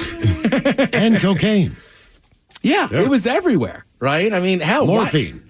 Watch, what is it? Not Wyatt Earp. What's the good one? Watch Tombstone. You see Wyatt Earp a couple times even say to his wife, like, how much of that stuff are you drinking? Because she's just taking little nips of heroin or whatever, like all the time. And it's like, yeah, that's not going to be good for any of us. I will say, again, credit to the NFL. they dominate the sports landscape. I mean, there's literally just trades going on and stuff. People are still talking about it. And it's not even free agency. Yeah, that's right. Yeah. Technically, it opens tomorrow at would be 1 p.m. Our time. Seems like they got a lot of the deals done the last few days. Yeah, that's what I'm saying. So Well- free agency, we'll go ahead and trade. Right. So I think last week I was saying, Jake Paul and Mike Tyson, right? They set up this fight, and I was like, I really have a hard time seeing it happen in Texas. Like, Texas has weird laws. We were talking about it this weekend at a pretty good birthday party I was at, and it's like, right, they're pretty strict. So there's another boxer out there, and he's just like, look, they're going to wear headgear. They might even wear an 18-ounce glove. Really? Now, 18 ounces, this is his theory. I don't think he's wrong. Basically, it's going to be a sparring session. Yeah. Right? Did him and Roy Jones Jr. wear headgear? They did not, but they did All right. 2-minute rounds. They did 2-minute rounds. But they weren't in Texas either. Correct. So, I mean, like, you could do this stuff, and you just got to call it an exhibition. That's it. Now, on the same token, I just don't know at the time of that fight, Tyson will be 58 years old. Mm-hmm. That man's had a lot of damage. And unfortunately, with fighters, somebody usually has to say, you can't fight anymore. Right? Like Chuck Liddell. Like Dana White finally just said, like, look, you're not fighting anywhere, any combat sports, if I can help it. And I don't know. I don't think he ever went out and fought. I think they gave him like a job in the UFC to be an ambassador. So they're just like, right. And if you're a boxing fan, it's tough. You don't want to see these dudes getting knocked out and getting seriously hurt. And look, he's Mike Tyson, different individual than a lot of people, but still, it seems weird to have a guy in his 20s punching a dude that's 58 in the face. Now, if Mike wants to do it, Mike can do it, but Right. Well, the biggest problem with that is the strict drug laws in Texas. So they're just worried if Tyson can pee clean to be able to get in the ring. oh, because he owns, right, because he's big into cannabis and He's stuff. got a podcast. Yeah, he's going to have to boxing. stop that for well over 30 days. So, and I don't know if that's a good thing for Mike Tyson's mental health. Well, I wouldn't want to get in the ring with him if he said he ain't smoked in 30 days. I mean, look, I get they want to do it at Jerry's World because it's the biggest stadium, and it is supposed to be that nice. Jake Paul also just had his last fight in Puerto Rico. He trains in Puerto Rico.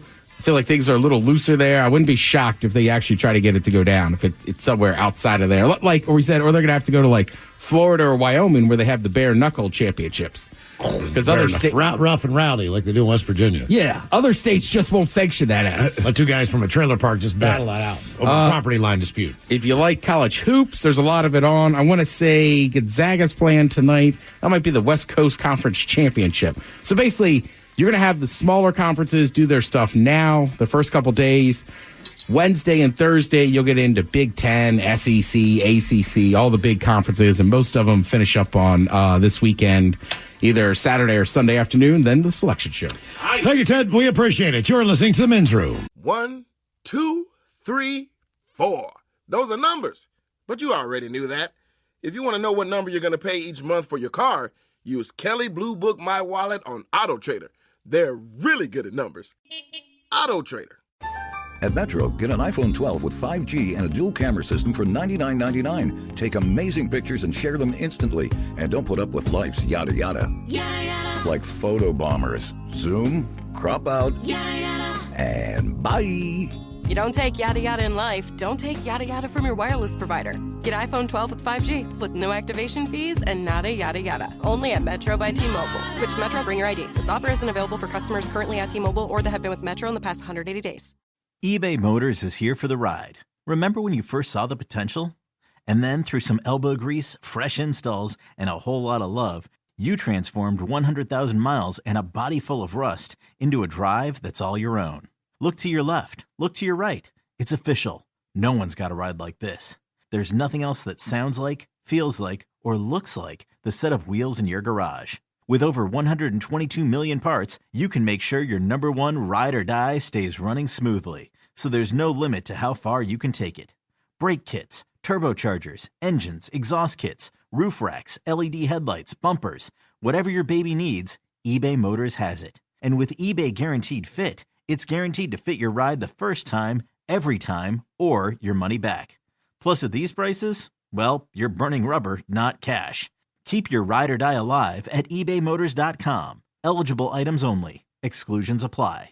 Bring excitement to your landscape with Proven Winners Color Choice Shrubs. These flowering shrubs and evergreens have been trialed and tested by experts to make sure they look better and bloom better, so they're just as easy to care for as what's in your landscape now, but a whole lot more colorful and interesting. Look for Proven Winners Color Choice Shrubs in the distinctive white container at your local garden center, or learn more at provenwinnerscolorchoice.com.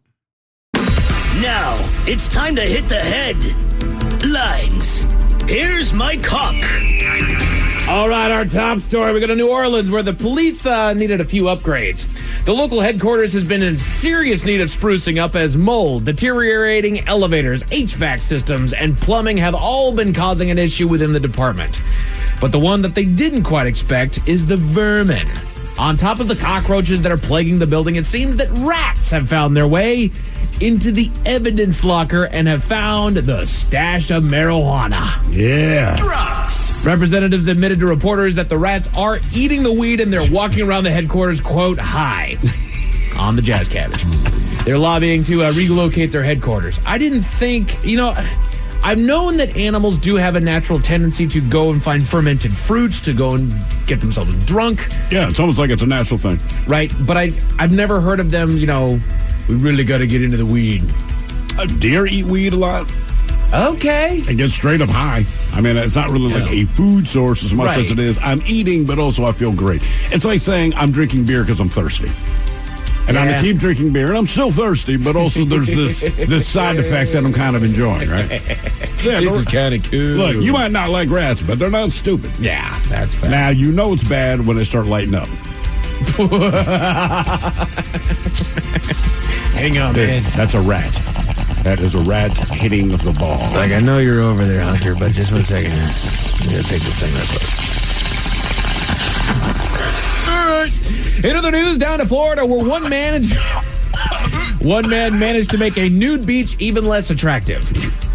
After getting multiple complaints of lewd behavior at the beach, authorities conducted a patrol of the area and were alerted to the man reclined in a chair on the beach with a tanning hat over his face. Just sitting in the chair. We're doing fine. The report goes that upon walking up to the subject, the officer noticed that the man's genitalia was stuffed into metallic rings, twig and berries and all, and attached to a metal chain that was pulled tight and held in place by a stick that was jammed in the sand. He's just laying on the beach chair like that. Accompanied by a note inviting passersby to, quote, please feel free to investigate gently, along with a cat face drawn on it. Oh, my God. Yeah. Okay, man. While the beach is clothing optional, this fell into lewd presentation, and the man was arrested. He said that he was hoping to find someone to engage in a sexual encounter with or get a number from. You don't say. I think the cops pieced that part together. Right. And it's just... wow. When you've got yourself on a leash like that, pulled out like... feel free. What is the point of a nude beach? Let me just ask that part.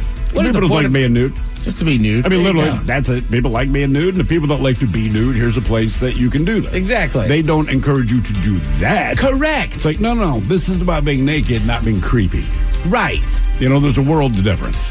I mean, if I were wearing trunks at a beach, right, normal beach, not a nude beach, right, and still had put the metal ring on the outside of my trunks with it's kind of the same problem. Exactly. You're making it creepy. You're nasty. But if I put clothing line on my nipples, no one bats an eye. Nobody cares. Right, because nudists are just nude on the beach. Yeah. Right. He's kind of bringing a little fetish play to it. Mm-hmm. Exactly. And that's kind of what I was bringing into it is that it is kind of a nudist colony just on a beach. We just kind of enjoy being naked. Yeah. Right. You're not at I don't know. It's not an orgy. Right, it's not an orgy. You're not at swingers beach. Right. You're at a nude beach. Right. I mean, most people on the beach are almost nude as it is. But if you and your wife start really heavy petting and making out, people are going to be like, all right, dude. Right. That's not what this is. Damn. Speaking of attempting to get into a sexual encounter, we go to Nebraska, where a local officer put a damper on one such attempt. After getting calls about reckless driving in the area, the officer set a speed trap and was able to catch a teenager breaking the 55-mile-an-hour speed limit by more than double, a hefty 117 miles an hour. Wow. When he asked what the rush is, the teenager admitted that he was going to go see his girlfriend in the middle of a break work. He was going to go get him some ass. Yeah, there's no doubt. She must have said, I got a 15-minute break. She sent him a photo. She sent him a doggone photo. I know it. When do you get off work? I got a 15-minute break. Hang on. Yeah, man, if you're driving that fast for that. Right. It is down time. Let's go. In Ohio, a young man was found hiding in a rather fun place. Authorities got a call early in the morning that there was an unaccompanied 12-year-old found out inside of a local Target that they believe had been there since the previous day. Initially thinking that he was a runaway, they brought the child to CPS and found that the parents had actually reported him missing. He was reunited with his family and no charges are being filed. I like that Target put out a statement like, our customer safety is the top priority. Target, no one thinks you tried to kidnap the kid. Right. We were pretty sure. None of us think that you have anything to do with this. Right. Totally just locked the kid up in the back. Honestly, if I spent the night in Target, that's a good night. You got everything that you could possibly want inside of a Target. It had been a different story with me. He opened so many boxes of so many different things. Oh, yeah. Hell, I'm 55. You'd be the same story. I actually had a buddy, not necessarily at Target, but those anti-theft things that they put on the bottles of liquor. Yeah. Oh, yeah. That's about how much it holds you back. I mean, spending the night in Target would be dope. It would. You got bedding in there, you got food, you've got drinks, you've got entertainment, TVs, you got exactly video games. And nowadays, the TVs are so smart. Like, you just log on to something. Exactly. You like, what was that Natalie Portman movie, Where the Heart Is? Well, she had a baby inside of a Walmart. That's where the heart is. That's where the heart is. Yeah. Aisle 5. Yeah. And just in case those stories left a bad taste in your mouth, thankfully, there's good news. We go to Pennsylvania for a neat little find. A local Goodwill had a gold Lego piece for sale on their shelf that all of a sudden they started getting a handful of calls from people looking to purchase it beyond the $15 price tag and were wanting to spend upwards of $1,000 on it. Okay. After doing a little research, they discovered that it was no mere gold Lego piece, but a true 14-carat gold piece from the Bionicle series. I don't know if you guys were in the had kids in the circuit of Bionicle at the time. I grew up with this. As soon as I saw the piece, I geeked out hardcore when I saw this doggone thing. There was only 30 of these things made. Most of them went to people that worked on the Bionicle series and were like employed by Lego. Like they didn't just hand this stuff out. This got unearthed by somebody here. They put the piece up for auction and sold for an astounding $18,000 bid. Okay. Some more good news. The Men's Room IPA locations keep on rolling in. Got a text earlier today that it's at the Safeway on Meridian in Puyallup. Another saying it's at Tulalip Market in Marysville. And then our friend Paul found it at the local Boys Tap Room in Purdy. Nice. We've also got a list of locations available at KISW.com. The Men's Room IPA Beer Finder. Go to the Men's Room page of KISW.com, and that is where you can find a link to the most updated list that we have at the current moment. Men's Room Sports. Mariners spring training continued today. They fell against the Oakland A's, but Bryce Miller did stack up 6 strikeouts before being retired after 3.2 innings on the mound. Okay. Root Sports tonight. Your Seattle Kraken are back in action, hosting the reigning Stanley Cup champion Vegas Golden Knights. Puck drops at 7 o'clock with just 19 games left in the regular season. They are fighting for that playoff spot. You've also got NBA on TNT and college hoops on ESPN, CBS Sports, and FS1. As far as your weather, we are cooling down to the high 30s tonight, and the rain is going to finish up in certain areas and leave us to come again another day because the sun is coming out and the heat is on. Expect clear skies and temperatures in the low 50s tomorrow and pretty much throughout the rest of the week. And it's it for your headlines. With that, Mike Hawkins out. Hey, Mike, we appreciate it. Let's see here. Who sucks less on the way tomorrow? Kevin Deers is up next. Yes, indeed. It's all true. But in the meantime, well, we be all about this bitch. So until next time, please do what you do best. And for Aletha's sake, stay beautiful. The Men's Room has been taped before a live studio audience. Wardrobe and makeup provided by Mantastic Limited. This has been a presentation of the Men's Room Radio Network. Oh, man! A Double Flush production. My 13-year-old acts like a puppy again. Almost overnight, she's a different dog. Perfect poops. When people switch their dog's food to the farmer's dog, the effects can seem like magic. But there's no magic involved. It's simply real meat and vegetables with all the nutrients dogs need, instead of highly processed pellets. No tricks, just smarter, healthier pet food delivered in packs portioned for your dog. It's amazing what real food can do. Get 50% off your first order at thefarmersdog.com/no-magic. Listening to your favorite podcast? That's smart. Earning your degree online from Southern New Hampshire University? That's really smart.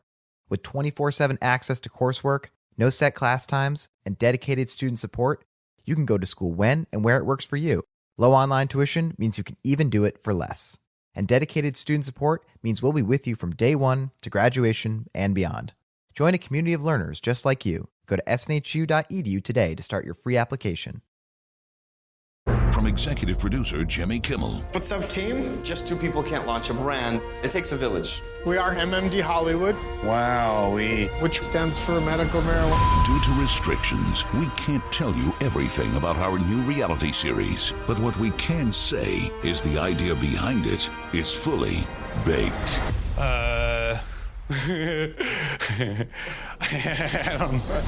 High Hopes. Streaming 4/20 on Hulu. Top Class Actions alert. In a groundbreaking move for the payment industry, Visa and MasterCard have come together for a historic $5.6 billion settlement. Top Class Actions is connecting business owners who accepted Visa or MasterCard from January 1st, 2004 to January 25th, 2019 to their share of this $5.6 billion settlement. Claim your share today at topclassactions.com/Visa. That's topclassactions.com/Visa.